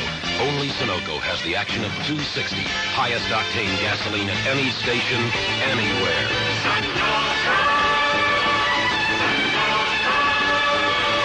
It's the call to action for your machine. If you're a man of action, make it happen. At the sign of the action gasoline. Sunoco. Get next to Sunoco's custom blending pump and help get all the power out of your engine. Sunoco blends 260 into premium, middle premiums, even regular. That's 260 action, and you can't get it anywhere else. Sunoco. Sunoco. It's the call to action for your machine. If you're a man of action, make it happen. At the sign of the action gasoline. Sunoco.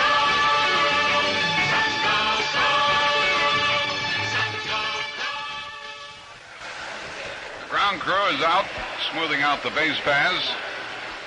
We're going into the 6th inning. The Pirates will use a new hurler.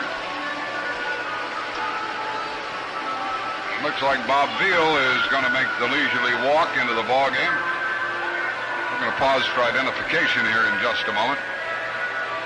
I want to check and make sure that it is Veal. Both he and Bryles were warming up down in the bullpen.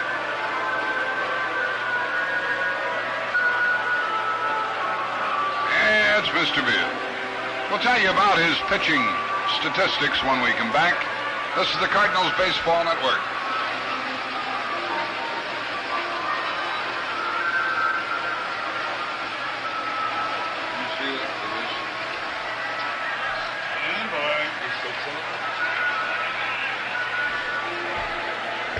Jim Woods, if I were to tell you that Veal is 6-0 for the year, 6 wins, no losses, and you were to tell me his earned run average was 7.26, you'd say that's not right. You're wrong. It's a misprint on this thing, but look at the innings pitched that he's had for 6 wins. He's pitched a total of 31 innings, and in that time he's given up 25 earned runs. He hasn't had, he's had 2 saves too. He was talking the other day about this. He said, I know I haven't pitched well, but he said, you got to go by the record book. I'm 6-0.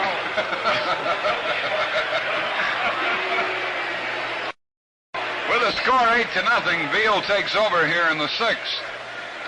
And Jose Cruz will be the first man up against him. Cruz is 1 for 3. Delivered a key hit in the first when the Cardinals scored 5 times. They came back to get 3 more in the 5th. Cruz had been retired in the 5th inning, and Moose had set down 8 in a row. Then things started to happen. The Cardinals scored 3 runs off of Moose after getting 5 off of Johnson. The pitch is on the way, and Cruz takes a strike from Big Bob Veal. And I mean, this fella is big. 6'6", 215. Pitches. Low for a ball.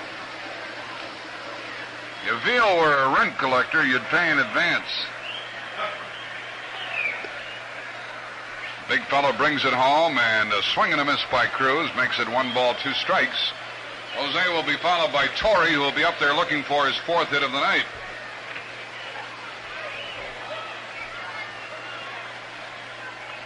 Veal pitches in the dirt, bounces back to the screen, makes the count 2-2. Don Clendenin roomed with Veal all the time. They were teammates over here, and Don has told me there's just no way of telling how strong Veal is. He doesn't know himself, but he tears up phone books and things like that. And he can throw the ball. His 2-2 delivery, swing and a foul out of play. Veal confesses that he has difficulty regimenting himself with regard to his weight, and he knows that he has hurt his career.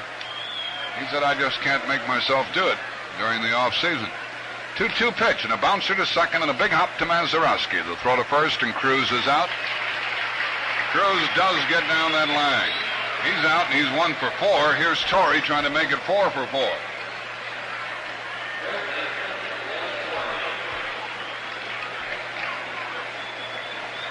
Jim Woods and Torrey have a little something going with regard to a superstition. When we ride the bus to the ballpark,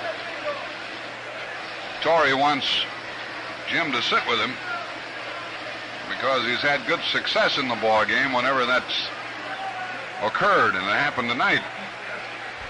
The pitch to Joe. A ball outside.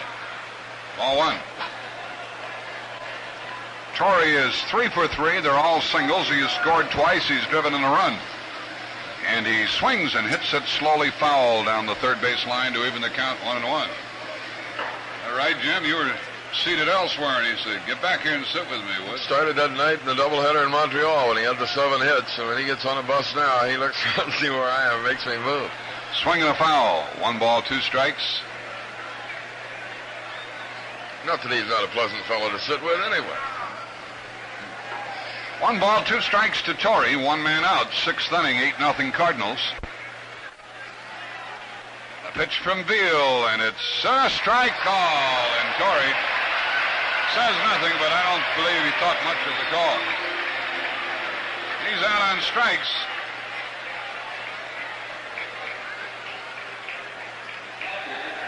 That's Veal's first strikeout. He has retired the first 2, and Torrey is 3 for 4. Here's Simmons, who turns around to bat right-handed. Ted is 2 for 3 tonight with 2 runs scored and a run batted in. Swing and a miss, and Veal can pump that ball. He kept that one away from Simmons.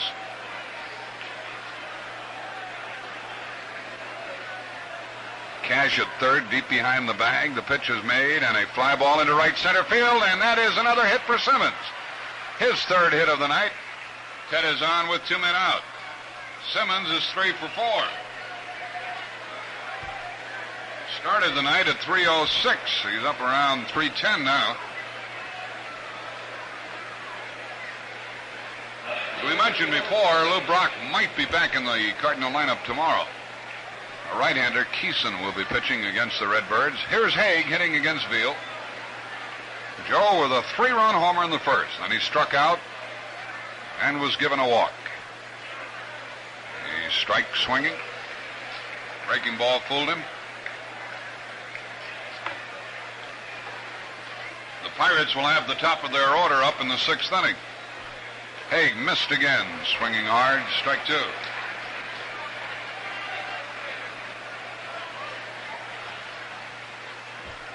On to the count. In the 0-2 pitch. Misses outside. Veal is the third pitcher. Bob Johnson started for the Pirates, gave up 5 runs in 1/3 of an inning. And Bob Moose allowed 3 runs. Pitch to Haig. Low. We mentioned earlier this could prove to be a profitable night for the Pirates, even if they lose, if they brought Bob Moose through, but he wasn't too impressive. 2-2 delivery, and Haig takes it way high, ball 3. This Veal can hit a wild streak, the likes of which you've never seen. Tonight's paid attendance, 30,678. 3-0-6. A full count of 3-2 on Haig, and the runner, Simmons, at first, will go with 2 men out as the Cardinals try to add to their 8-0 lead. Veal is ready. Simmons is running, and there's a ball drilled foul into the right field corner. The paid attendance tonight, 30,678.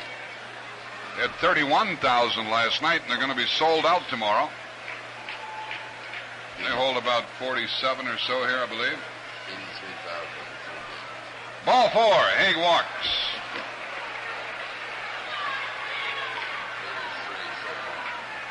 For the 3 dates the Cardinals have played here, the Pirates have drawn 83,000. Now Kubiak turns around and bats right-handed and comes up with 2 on, 2 out. Ted delivered a 2-run double in the 5th. Also had a hit in the first. He's 2 for 3. 2 on, 2 out. Veal in his first inning of work brings it home. Breaking ball in there and a called strike. I don't imagine Kubiak has ever faced Veal before. That's what they had in the press room tonight. Veal, not Kubiak. A strike call at the knees. Strike 2. 0-2 the count. 2 on, 2 out in the Cardinals' 6th inning. The pitch. High outside, way outside. 1-2. Football, a first quarter score. Baltimore 7, Chicago Bears 3.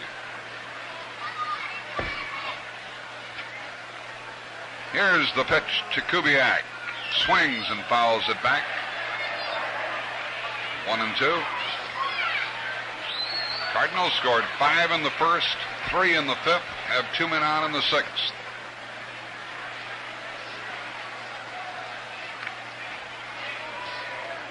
Veal slows it down. Takes a handkerchief out of his pocket to mop his brow.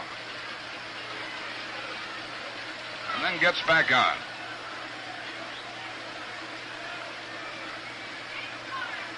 Simmons at second, Haig at first. The 1-2 delivery coming.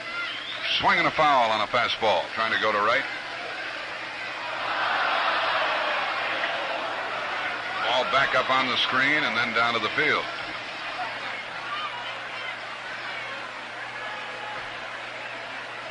Kubiak hanging in there, looking for his 3rd hit. Strike call. The fastball poured in at the knees, and Veal gets his 2nd strikeout of the inning. The Cardinals leave 2, and they have stranded 8 while scoring 8. No runs, 1 hit, no errors, a walk, 2 left. In the Pirates' 6th inning, the top of the order will come up. The Cardinals lead 8-0. Do-do-do-do-do-do. Sit down, rest your mind. You got lots of time. Call a friend, talk about the day you had. Those calls printed ain't that bad. With the life you lead, friend, there ain't no need to haggle over night time entertainments. You can sit at home when you're all alone and still have fun with the right arrangements.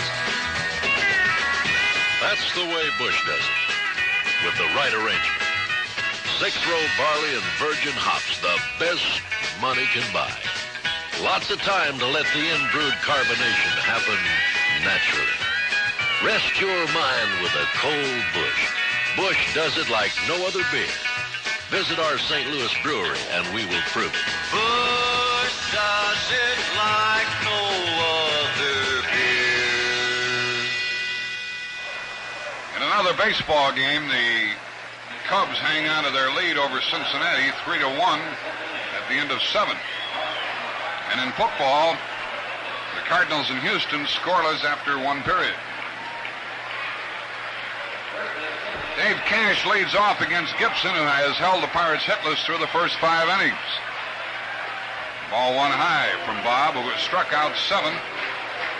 Walk 2. Cardinals lead 8-0. Next delivery, swing and a foul out of play. 1-1. It'll be Cash, Davalillo, and Oliver. A lot of left-handed batters for Gibson to work on tonight. Crowd whoops it up, and Cash swings and a fly ball to right. Haig is there. He's got it. Hard hit ball, but Haig had him played well, drifted back and made the catch, reaching above his head for the out. Davalillo is 0 for 2. I know sometimes when we talk about a pitcher having a no-hitter, people say we put the hex on him. Well, maybe in Salem, Massachusetts, but not in 1971. Davalillo is 0 for 2. Fly to center and bounced to short. The first pitch is made, and it is a ball high. And if something like that were to happen, we'd want you to share all of the excitement and be aware of the fact that such a game was in progress. The next pitch, and a fly ball to the shortstop. He got him on a changeup. A little pop fly to Maxville. You couldn't really call it a line drive. It was hit so softly, and that's the second out of the inning. Al Oliver is up. He's flied to left, popped to short. He usually hits the ball the opposite field. He's a left-handed batter. Gibson's first one to him, and it's a ball outside. Cardinals trying to move within 5 of Pittsburgh. Lead 8-0. Swinging a bouncer to first. Gibson comes over to cover. Alou makes the out himself. And at the end of 6, Gibson still has not allowed a hit. No runs, no hits, no errors, and nobody left.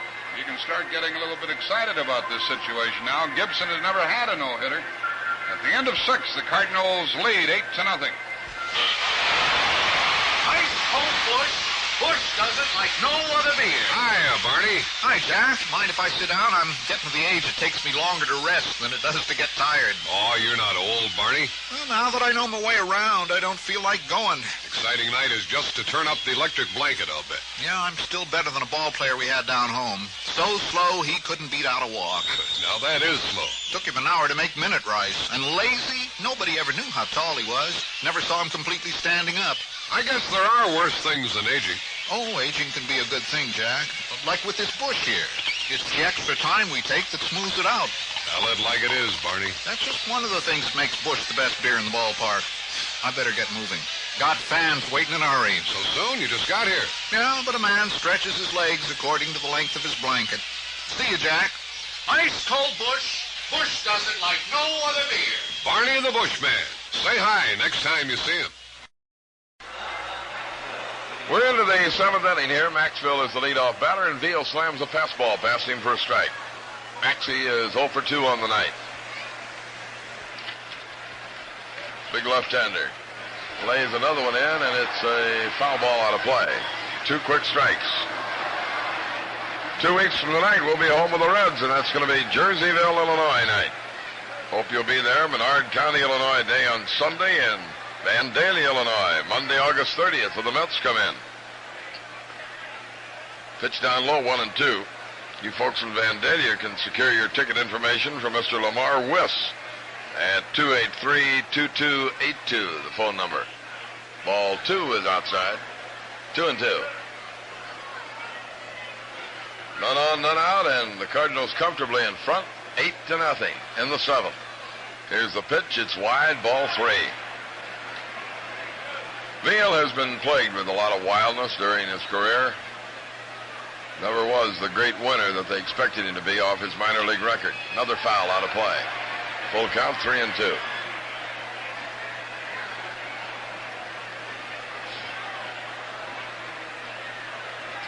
Outfield straight away from Maxville, and Veal readies now for the payoff pitch. Drilling shot out toward center. Here comes Oliver on the move. He got there. Maxville's bid for a base hit, taken away from him by Al Oliver, and Bob Gibson will bat. Nothing for 2. He's driven in 1 of the 8 runs with a fly ball. The Pittsburgh fans are giving him a big hand as he comes up.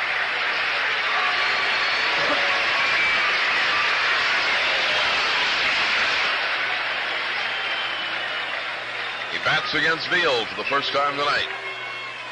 Fastball right down the middle, 0-1. Robert Veal from Birmingham, Alabama. He overpowered Gibson with a fastball as he swung and missed. 2 strikes. And the next delivery, he just did get a piece of it and nicked it back onto the screen, and it runs back down. Still, no balls, 2 strikes. 1 out here in the 7th. Veal into the motion. Here's the pitch to Gibby, and it's a ball. It didn't miss by much. 1-2.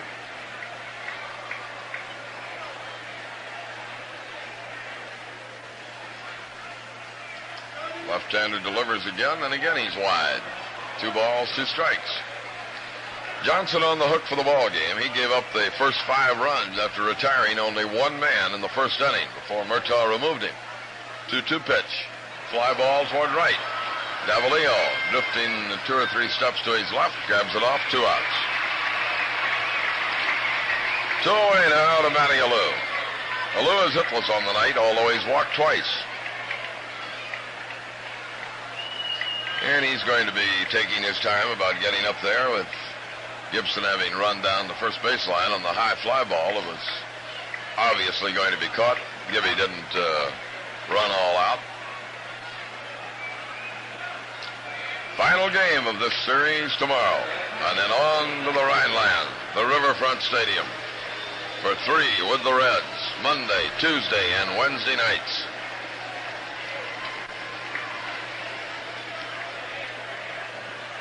Working Veal to Alou. Bouncing ball up the middle. Mazeroski goes over, short hops, and does not come up with it. It's an error charged to Bill Mazeroski. And Alou gets a life. That's the second Pirate error of the night. And Sizemore has a chance. 1 for 4.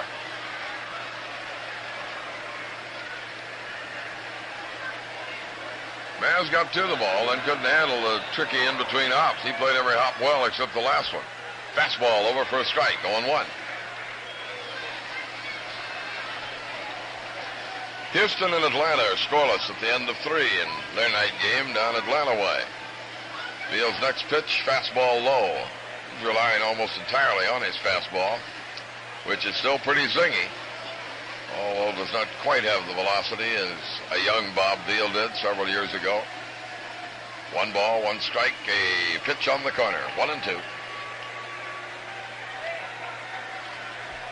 Cardinals got them in bunches tonight, 5 in the first and 3 in the 5th. They've had 11 hits overall. Sizemore taps one down to Bob Robertson. He's up on over to Veal, safe. A good hustling slide by Sizemore, just absolutely out-hustled Veal to the bag. It's the only way you can call it. He went in there sliding, and that slide got him in ahead of Veal. And it'll be a base hit for Sizemore. And that is hustle all the way, my friends. On the play, Alou moved into second, and now Cruz will bat with 2 on and 2 out. Veal was extremely slow coming to cover. Cruz on the night singled his first time up, has gone out the next 3 times, 1 for 4. They're in the 9th inning at Cincinnati. Cubs 3, Reds 1.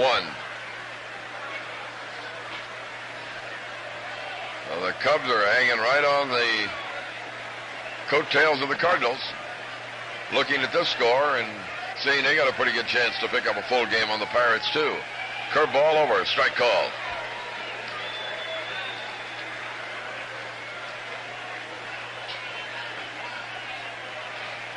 Alou leads off second, Sizemore off first. Real wicked fastball outside, 1-1 the count.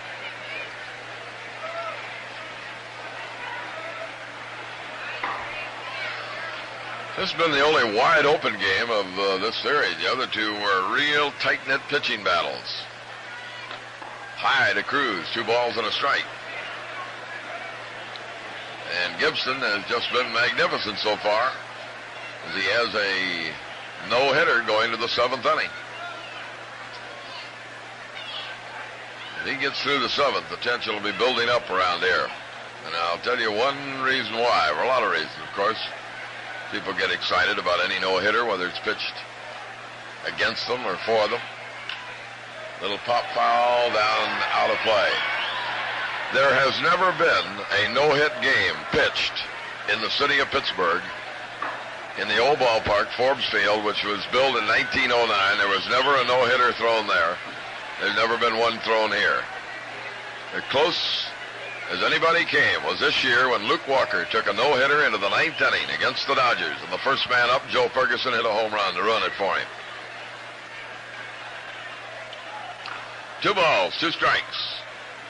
Veal works, strike 3 called, and Cruz is out of there. No runs, 1 hit, 1 error, 2 left, and the Cardinals have stranded 10. But nonetheless, going to the bottom of the 7th, they lead. With a friend you walked through my door. As he was writing out my ticket, I swore I wouldn't do that anymore. When I reached into my pocket, he thought I was going for a gun. Then he saw my red box chewing tobacco. He reached in the pouch and got him some. When he tasted that rich tobacco flavor, a big grin spread from jaw to jaw. When he tried my red fox chewing tobacco, I knew I'd made a friend out of the law. Whether you're working, relaxing, or just making friendly conversation, Red Fox chewing tobacco makes things go a little smoother. So keep some handy. It's got flavor with life in it. Make friends with Red Fox chewing tobacco.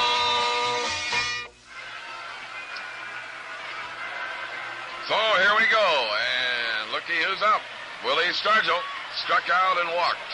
Gibson has walked a pair in the ball game.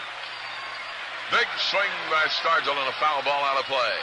No balls and a strike. And this big crowd now is starting to roar. 30,000 plus in here. Gibson brings it into Willie. It's high, a blazing fastball from Gibson. 1-1 the count.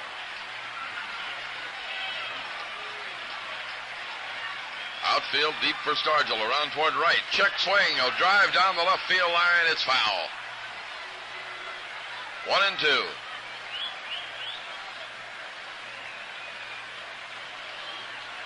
Milt May is next, and then Bob Robertson. Here's the pitch to Stargell, just off the corner. 2-2 the count.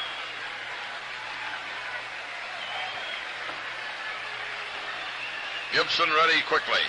Brings in the delivery. Strike 3 swinging. Stargell goes down on strikes. That's now 8 for Gibson. And there's 1 away in the 7th. Milt May bats now. He's 0 for 2. One of the 3 base runners that the Pirates have had all night. He struck out in the 2nd inning, and the pitch got away from Simmons. It was eventually ruled a wild pitch. And the 2 walks, the only men that the Pirates have aboard. Gibson pops a fastball just a little high. 1 ball, no strikes.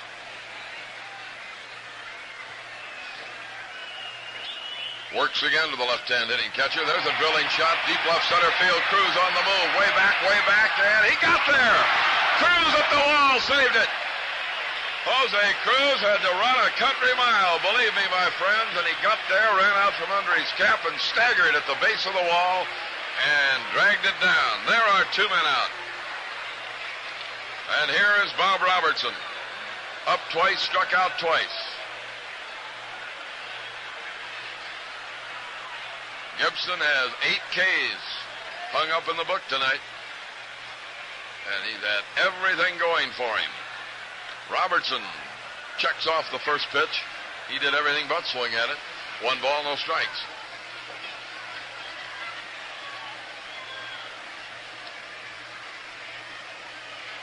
Robbie out of the batter's box right now. I don't know what's the matter with him.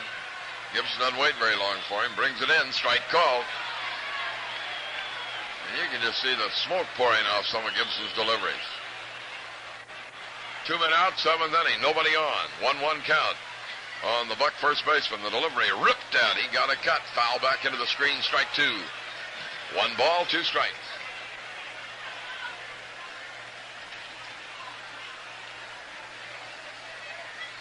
Gibson again has to wait as Robertson tries to break his concentration and rhythm. Here's the delivery. A ball, breaking ball, wide. 2 balls, 2 strikes. Mazeroski on deck. Here's Gibson into the 2-2 movement, and a swing and a miss. No, foul ball. The crowd roared, but the ball just did roll out of the glove of Ted Simmons and was just barely tipped. Still 2-2. Get a little apprehensive when you get that close to getting it out. Here's the pitch outside. Full count now, 3-2. And again, Robertson backs away. He squeezes that bat. You can almost see the sawdust come running out of it. 3 balls, 2 strikes, and the pitch. Bouncing ball, just foul past Torrey. Oh, man, that was less than a foot. Torrey lunged for it, couldn't get a glove on it. And it was just outside the line. Gibson has had 2 close calls in this inning. The long drive hit by May, and that one hit right there by Robertson. 3 balls, 2 strikes. Big right-hander into the motion. Here's the delivery. A foul backing out of play.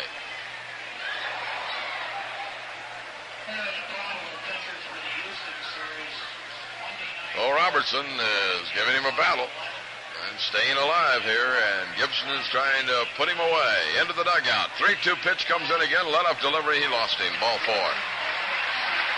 Third walk given up by Gibby. And now the batter will be Bill Mazeroski, who has popped up, grounded out, and will pause for station identification on the Cardinals Baseball Network.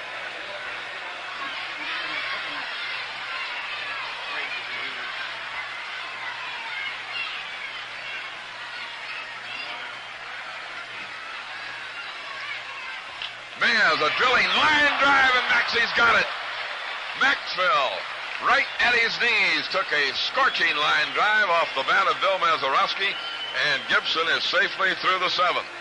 No runs, no hits, no errors, and nobody left. At the end of 7 innings, the Cardinals 8 runs on 12 hits, the Pirates no runs and no hits. Don't let a precious moment pass you by. Make every day count. Make every day count. And when you see opportunity, look it in the eye. Make every day count. Make every day count. When you see a friend in need, do everything you can. And if your neighbor needs a friend, lend him a helping hand. Make every day count. Make every day count. Make every day count. Make every day count. In beer, there's only one way to make it. And that's the way Busch does it, with the best ingredients and brewing skills. Visit our brewery and see why. Busch does it like no other beer.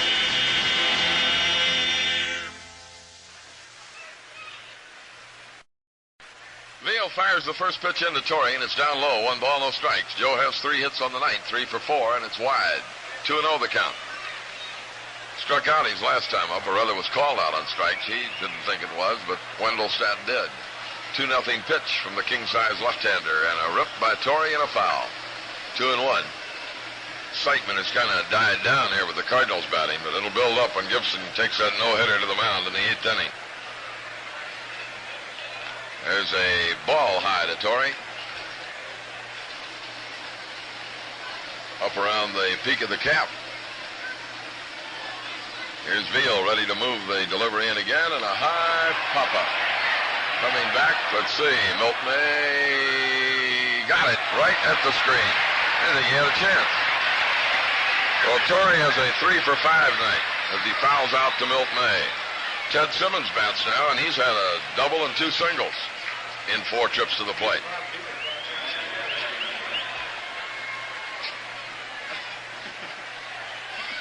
One out here in the top of the 8th inning. Cardinals have out-hit the Pirates 12-0. There's a line drive by Simmons, and I do believe he's got another hit. He has. Simmons hangs out his 4th hit of the night. He's 4-for-5. This could be a night that Mr. Simmons will long remember. 1 on, 1 out.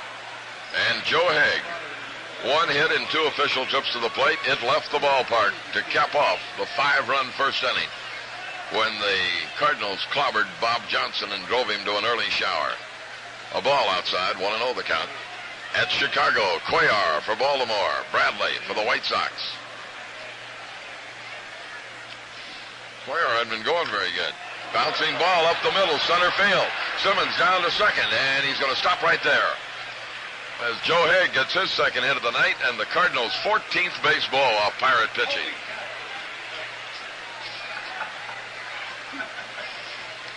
Kubiak, the batter now. He had a big hit back in the 5th inning, a double down into the right field corner that drove in a couple, and overall he's 2-for-4.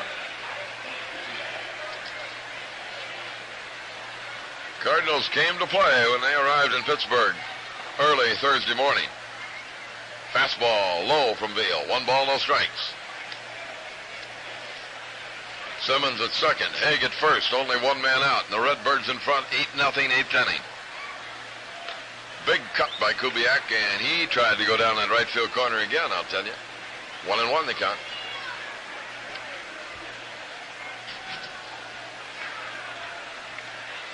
Veal brings in his next pitch. It's nowhere near the plate. 2 balls and a strike. Johnson, Moose, and Veal have been the 3 hurlers tonight for Danny Murtaugh.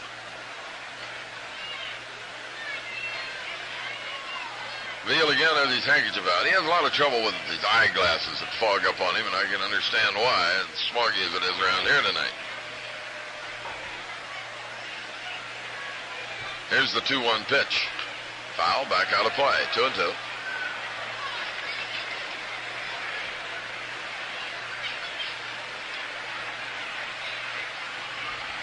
Two balls, 2 strikes. 2 on.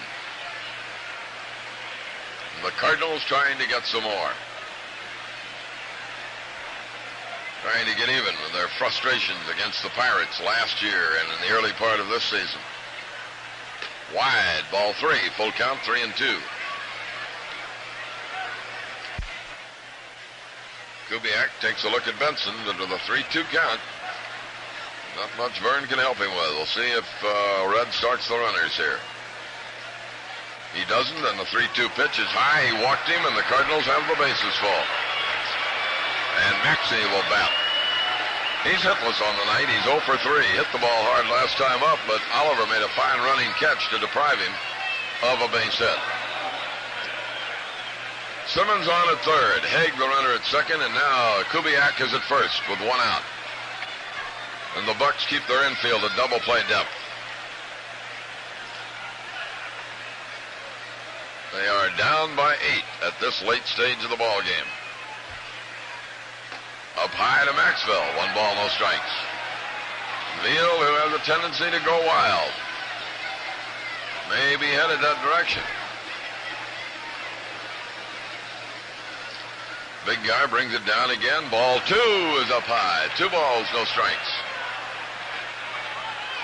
And it is Veal forever. There's nobody warming up in the Pirate bullpen. You know, you really don't like to see Gibson on the bench this long, Jim. That's right, not with the rhythm that he's got going for him. There's ball 3 outside. 3-0 the count. And Veal is on the verge of walking in another Cardinal run. And this crowd is hooting and hollering. Even though they've got a first-place ball club here, they're really letting them have it in this slump. 3-0 pitch, strike call, 3-1.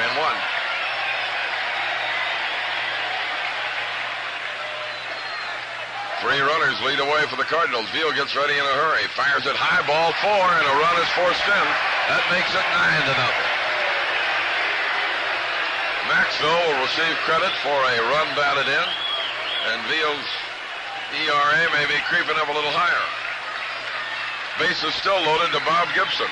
Listen to the hand for him.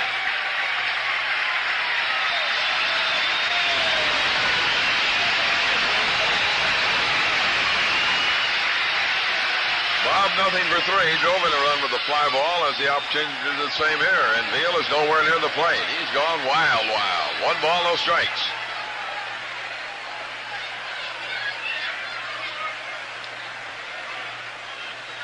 Cardinal runners at every base.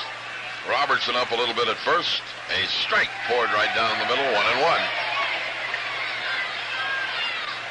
Now Briles does come up in the Pirate bullpen.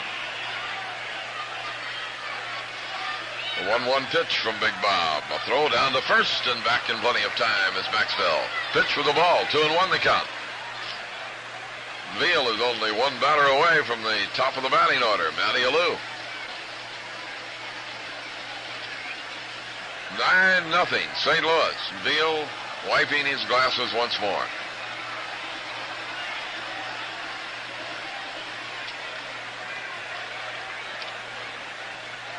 Use a white handkerchief now. He used to always carry a big red bandana out there. It was a trademark of his for a number of years. 2 balls, 1 strike.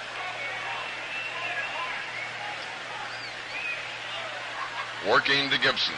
Swing by Bob and a miss, 2-2 the count. Came right over the top with a fastball.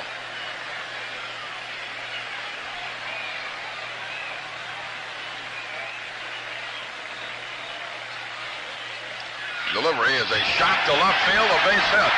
Haig is in to score. Here comes Kubiak, and Stargell's throw is not in time. He scores. It's 11-0. Bob Gibson drives in his 2nd and 3rd runs of the night. He's got 8 overall.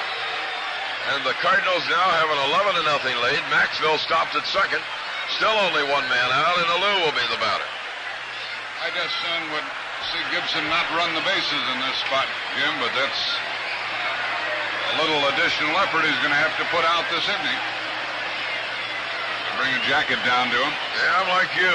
It's a long inning for Gibby not to be on that mound with the fast as he likes to pitch and his rhythm, but we'll just have to see how it works out. Cardinals, 11 runs, 15 hits. Pirates, no runs, no hits. And they're taking a jacket down to Gibson. 5 runs in the 1st inning, 3 more in the 5th, 3 more in the 8th. And the Cardinals are giving the Pirates a real old-fashioned thrashing. Pitch to Alou, wide and low, 1 ball, no strikes. Sizemore will be next. Still only 1 man out in the inning. Matty, a foul over the screen, 1-1.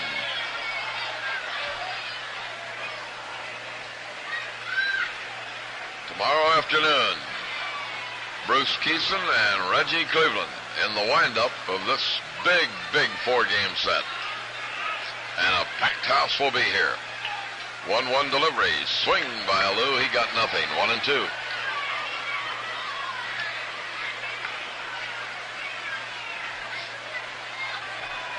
Most of the big crowd sticking around, and you know why with this thing that Gibson's got going. There's a pitch foul back out of play. Otherwise, with an 11-0 score, I think many of them would have departed homeward.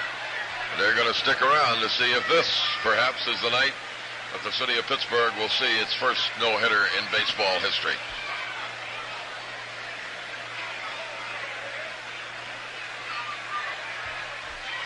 Swing and a miss, strike 3.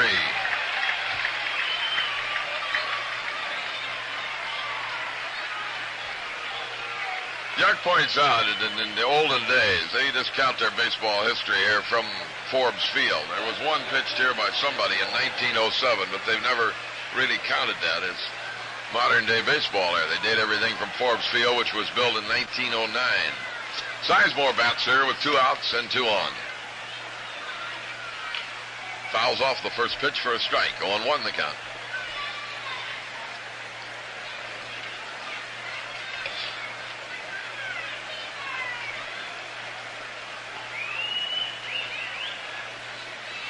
$11-0.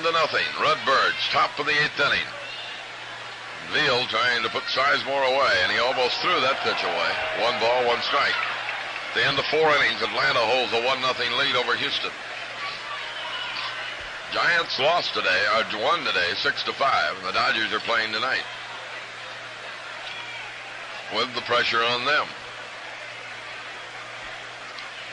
Veal works, and Sizemore bangs it right down to Cash, who scups on third for the force out of Maxwell to retire the side. 3 more runs on 3 hits, no errors, 2 more left. Cardinals have left 12 on, but going to the bottom of the 8th, they lead 11-0. The grass looks greener on the other side of the fence. That's what he told me, and I haven't seen the guy that I love since. He told me he was through for greener pastures he had found, that he was tired of plain old men was leaving this here town. I said, okay, be on your way, someday you'll know. Without love, green grass won't grow. Take a good look before you change anything, especially your beer. Busch is brewed with all the time it takes to let the fine ingredients mellow, and we wait even longer while our beer builds its own natural bubbles. Worth the extra time? Well, beer drinkers all over will tell you. Busch does it like no other beer. Hang on tight, ladies and gentlemen, boys and girls, here we go. Last half of the 8th inning. Jackie Hernandez to lead it off. He has walked and struck out. Torrey will play him up tight at third. The outfield is shallow, and Gibson is into the motion. Here's the delivery. Swung on, a ground ball down to Alou. He runs to the bag. 1 out in the 8th. And they're applauding Gibson on every out now.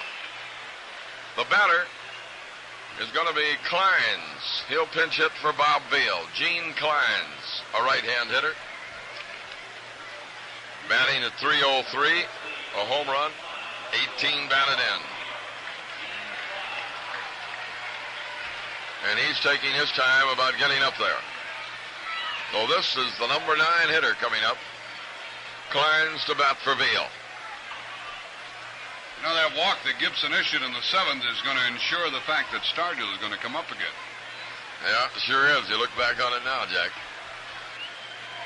Torrey stays in tight. Kleins has got great speed and has displayed it in this series so far. Gibby ready to work. Kleins takes the ball down low. 1 ball, no strikes.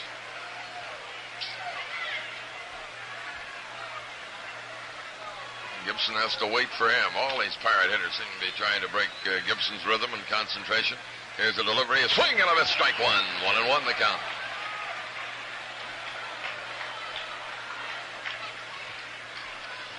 One out, nobody on. Gibson has issued 3 walks. Here's the delivery. Moved outside, ball 2. 2-1. And the strikeout and the wild pitch that allowed Milt May to get on, that's been the only 4 Pirate base runners tonight. 2 balls and a strike. Pitch coming. Strike 2 called right down the middle. And the count goes to 2-2. And again, Gene Klein steps out. Gibson just waits for him. Pumps immediately. Delivers. High, ball 3. Full count, 3-2. Gibson looks around behind him. Check the scoreboard. Check his outfield, which is a little bit around toward right. And a big 3-2 pitch coming up here to the pinch hitter, Klein. Here's the delivery, and it's a foul out of play.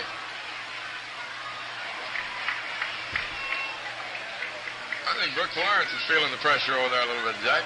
I tell you, his hands are just as sweaty as mine, Jim. 3 balls, 2 strikes. Gibson works. Got him! Strike 3 swinging.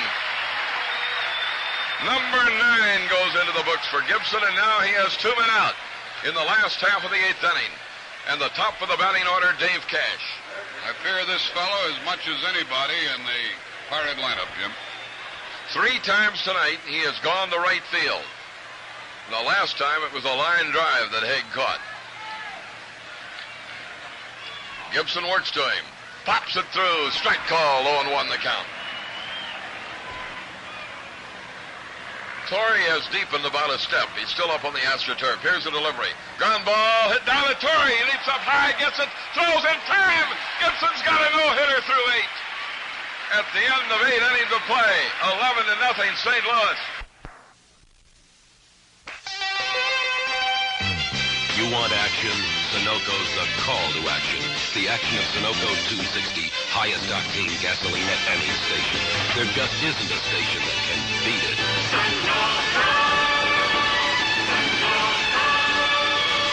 It's the call to action for your machine. If you're a man of action, make it happen. At the sign of the action gasoline. Sunoco makes it happen for your car. The custom blending pump blends 260 into Sunoco Premium, Middle Premiums, even regular. Get 260 action. It'll mean real action for your car.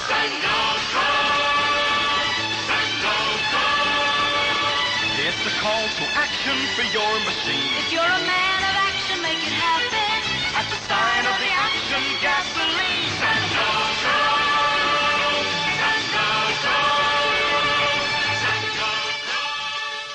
In the football game in St. Louis at the half, the Cardinals 7, Houston 7.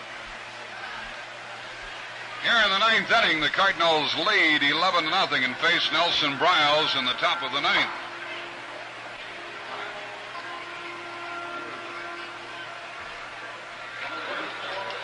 Briles is the 4th Pirate hurler. But the heck with the top of the 9th. Let's play the bottom of the 9th right now. I wonder if you can wave your outs. Briles into the game with a record of 5-2, an earned run average of 3.90. Cardinals scored 5 off of Johnson, the starter, 3 off of Moose, 3 against Veal, and will send up Cruz to start the 9th inning.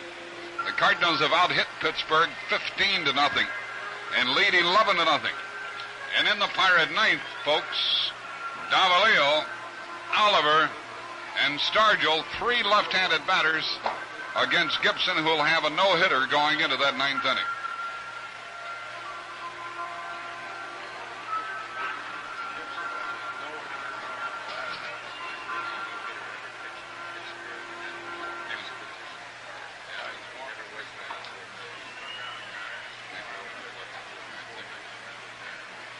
Get the information that Nicholas Maddox pitched a no-hitter in 1907 in the ballpark the Pirates used before they were into Forbes Field.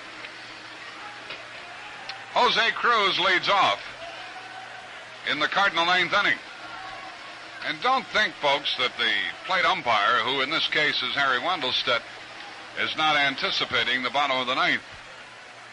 The pitch on the way to Cruz, a swing and a high pop foul, coming back near the screen, on the screen, strike 1 to Cruz. Jose is 1 for 5 tonight. He got a base hit in the first inning off the glove of the third baseman, which turned out to be a key hit in the first when the Cardinals scored 5.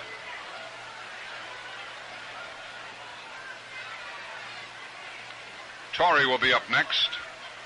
Cruz takes a ball in the dirt. Torrey is 3 for 5 in the ball game tonight. And no matter what he does on the last at bat, his average will increase.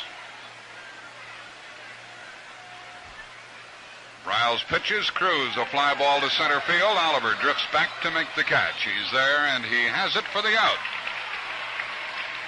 Cruz flied to center. The batter is Joe Torre.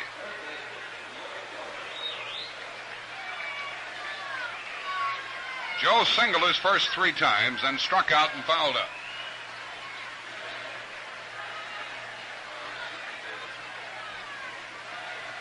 Outfield deep around to the left. Nelson Briles in his first inning of work pitches, and Torrey takes a ball outside. It goes back to the screen. Reggie Cleveland against Bruce Keeson tomorrow.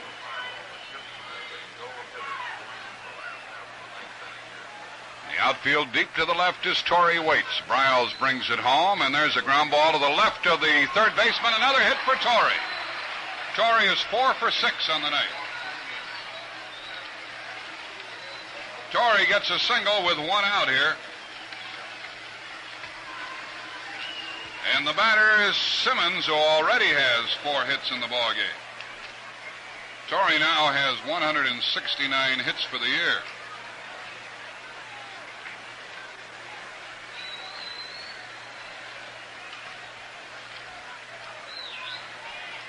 Simmons at the plate. Batting left-handed against Briles. Swings and hits it back to the pitcher. Great play. Throws to second out. Throws to first out. A tremendous play by Briles, who grabbed that ball just off his left ear. Through to the shortstop. On to first base. A 1-6-3 double play. No runs, 1 hit, no errors, and nobody left. And here we go, folks. Into the bottom of the 9th. With Bob Gibson owning a no-hitter. It will be Davalillo, Oliver, and Stargell. And the Cardinals lead 11-0. Gibson has struck out 9. He has walked 3. 1 other batter reached as a result of a dropped third strike. 4 base runners therefore allowed, and 4 men left on base.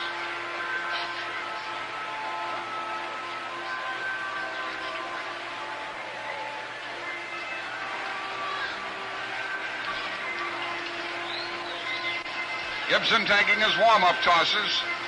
Davalillo's fly to center, bounced to short, and popped to short. Gibson got him on an off-speed breaking ball the last time. Last Cardinal no-hitter was by Ray Washburn against San Francisco a couple of years ago. Oh, here's a dangerous hitter in this spot. Nick Davalillo, a left-handed batter, for whom they play straight away. Torrey has to play in because Davalillo likes to bunt. Kubiak is deep at second. Gibson on the mound. The windup, his first pitch, and a swing and a pop foul out of play. Strike 1. Well, Torrey has picked up 4 points tonight. He's batting .359.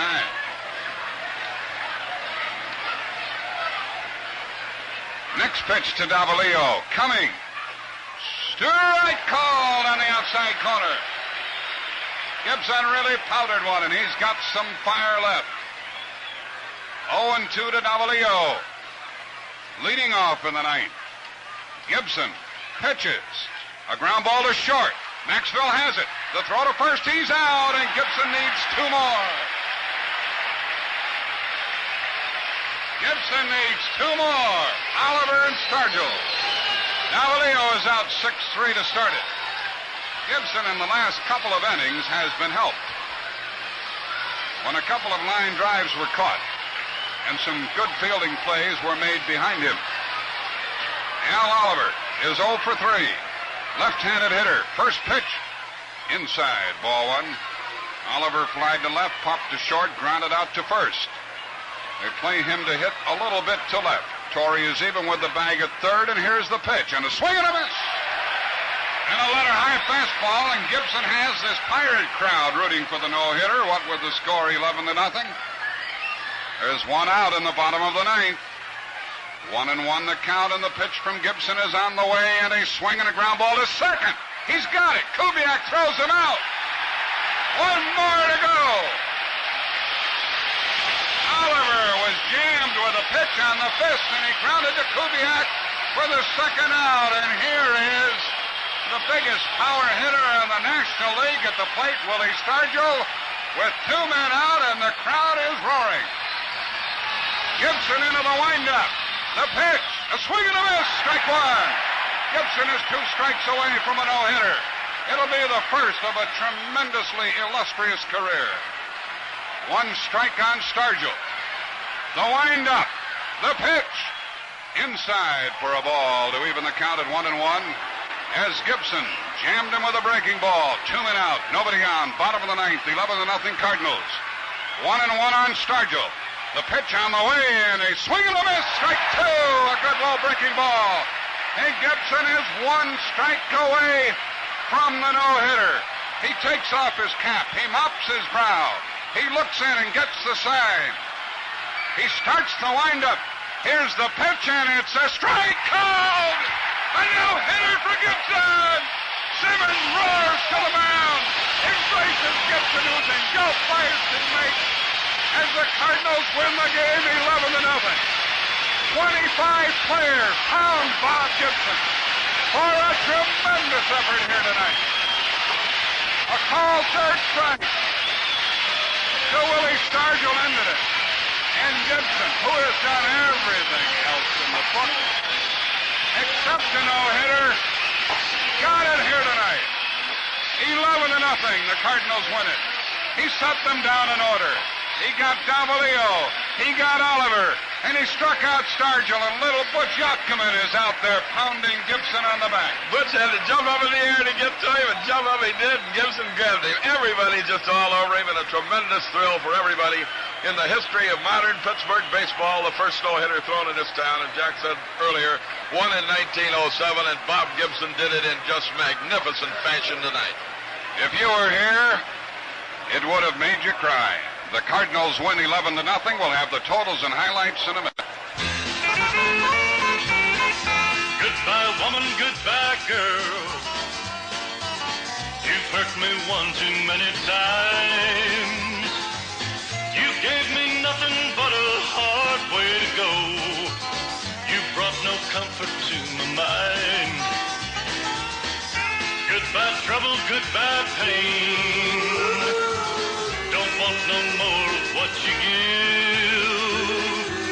I'll find myself a bunch of good times. I'll find a brand new way to live. Goodbye's not the end. It's a chance to move on up and find something better. A better life. A beer like Busch. Brewed with only the finest natural ingredients and over a century of Anheuser-Busch Gill. When you're ready for the best that beer has to offer, Busch does it like no other beer. Visit our St. Louis brewery, and we will prove it. Before we go into any wrap-up here, we're going to pause for station identification on the St. Louis Cardinals Baseball Network.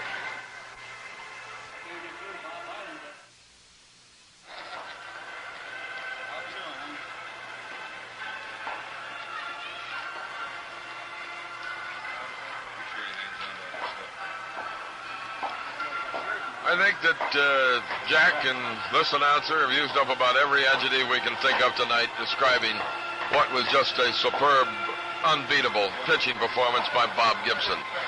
And a heartwarming thing for this guy who all throughout his tremendous career, and that's what it has been, has never thrown one. He came close last year in San Diego. Ivan Morrell broke that one up in the 8th inning. But tonight, he was not to be denied, and he had 30,678 bug-eyed Pittsburghers rooting for him on every pitch. From the 8th inning on, every out recorded by the Cardinals was greeted with a wild roar from the crowd here, because they've always been pretty fair-minded here. Jack is already headed downstairs. There's going to be something to get Gibson out of what has got to be a mad scene down in our dressing room. Not only the no-hitter, but 3 straight now from the Pittsburgh Pirates, and the Cardinals closed to within 5 lengths of the Eastern Division leaders. The Redbirds picked up 5 runs in the first inning here tonight, highlighted on Joe Haig's 11th home run of the year. Then they tacked on 3 more in the 5th on 3 base hits, and 3 more in the 8th inning. Haig drove in 3 runs. Gibson himself, to top off his performance, drove in 3 runs. Torrey had a great night. He had 4 for 6. Ted Simmons had 4 hits. And overall, it was a Cardinal victory that just completely crushed the Pirates tonight. The only man to reach base off Gibson in the second inning. He struck out May on a very bad ball that got away from Simmons. It was ruled a wild pitch. He walked Hernandez in the third. He walked Stargell in the fourth. And in the seventh inning, he walked Bob Robertson. And those were the only men that the Pirates got on base all night long. Cardinals 11 runs, 16 hits, no errors. Pittsburg, no runs, no hits, and 2 errors. The winner is Gibson, 11-10 in his first no-hitter ever. The loser is Bob Johnson, and he is 7-8. That's the closing stuff. We're going to get this down, Jack. Where's the disclaimer, Al? So we're going to wrap things up here and see if we can get Mr. Gibson on. Some of the crowd still sticking around here and just looking out at the field where this momentous thing occurred. Our producer tonight has been Al Chance, our engineer, Bob Toller, and John Toller, rather. And again, we repeat, Gibson in his first no-hitter ever. This broadcast was authorized under broadcasting rights granted by the St. Louis National Baseball Club solely for the entertainment of our listening audience. And any publication, rebroadcast, or other use of the description and accounts of this game without the express consent of the St. Louis National Baseball Club Incorporated is prohibited. Tomorrow we'll be on the air at 12:20 with the Dugout Show and the ball game itself at 12:30 St. Louis time on radio and TV. Speaking for Jack Buck, this is Jim Woods bidding you good night. Gibson's no-hitter. Cardinals win 11-0. Good night from the ballpark.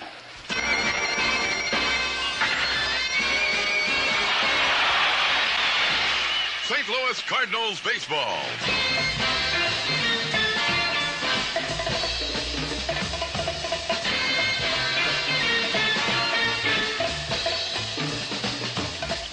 Has been brought to you by Anheuser-Busch Incorporated. Brewers of Michelob, Budweiser, Budweiser Malt Liquor, and Busch. Busch does it like no other beer. Have a glass or visit our St. Louis brewery and we will prove it. And by Sunoco and DX, the great gasoline from Sun Oil Company, and your nearby Sunoco and DX dealers.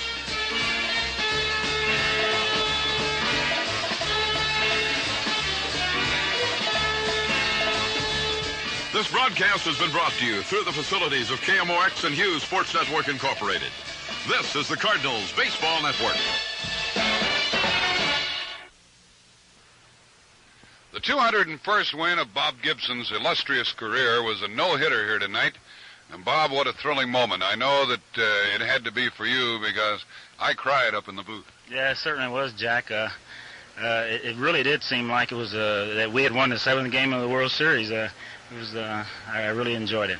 And it almost seemed during your career, Bob, that you've accomplished everything there is for a pitcher to accomplish, but you were never going to get one of these because you came so close a couple of times.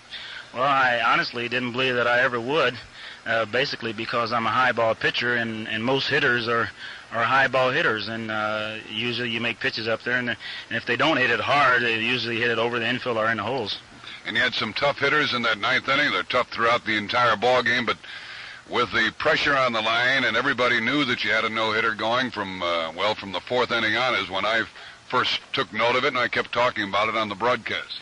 Well, there's no doubt I was aware of it from the 1st inning on, and after I got past the 7th inning, or at least when I got into the 7th inning, is when I really started pitching like I wanted to pitch a no-hitter. Joe Torre, you said that you told him before the game you're going to throw one. Yeah, I did, but we always say that. Bob, the last game I know had to crush you, knowing you and the way you hate to lose, and you did lose that ball game. But what a way to bounce back! And not only you're no hitter, Bob, but that makes 3 in a row from the Pirates and moves us closer, and that's what it's all about. That's right. You always say that you got to take them one at a time. And, of course, we were looking forward to this 4-game series here in Pittsburgh, and if we can possibly win that ball game tomorrow, I think we're on our way. Bob, I I didn't want to see you get that hit the last time you were up and run the bases. Oh, I don't mind running the bases. I'm in pretty good shape, and I don't think that it really takes that much out of you unless the weather is pretty hot and, say, you get 2 or 3 hits and you're running doubles and triples. But just for a pitcher to run down to first or maybe stand on first and run to second or third, I don't think that's going to wear him out. Bob, any particular ball off the bat that made your heart go pity-patter? Well, the only one that really did bother me was a ball that was hit to Cash. That bounced, and Torrey had to jump to get it. I thought it was going to bounce over his head. That in the webbing of his glove. That's right. Torrey was in case he bunted, and the ball just about got over his head. Someone hit a line drive at Maxville also. Yeah, Mazeroski, but it wasn't quite the way it looked. It was a slider that was away, and he tried to pull it. When he hit it, I turned around and looked, and I could tell pretty well that it was going right to Maxie. The young catcher hit a ball deep to left center that Cruz stayed with all the way. Yeah, I wasn't worried about that at all. The ball was high enough. I wasn't worried about a hit. The only thing I could possibly do is go out of the ballpark, and I'm sure he didn't hit it that hard. The only thing you could do is go out of the ballpark. Well, that's right. I mean, as far as if the ball comes down, I know it's high enough for him to catch. Bob, congratulations on the win. We don't want to detain you any longer, and congratulations to get back on the winning track, and you just gave all of us a thrill and the ball club a big lift along with it, and now in the record book it'll say Robert Gibson on this night, August 14th, no-hitter against the Pirates. Nice going. Thank you, Jack.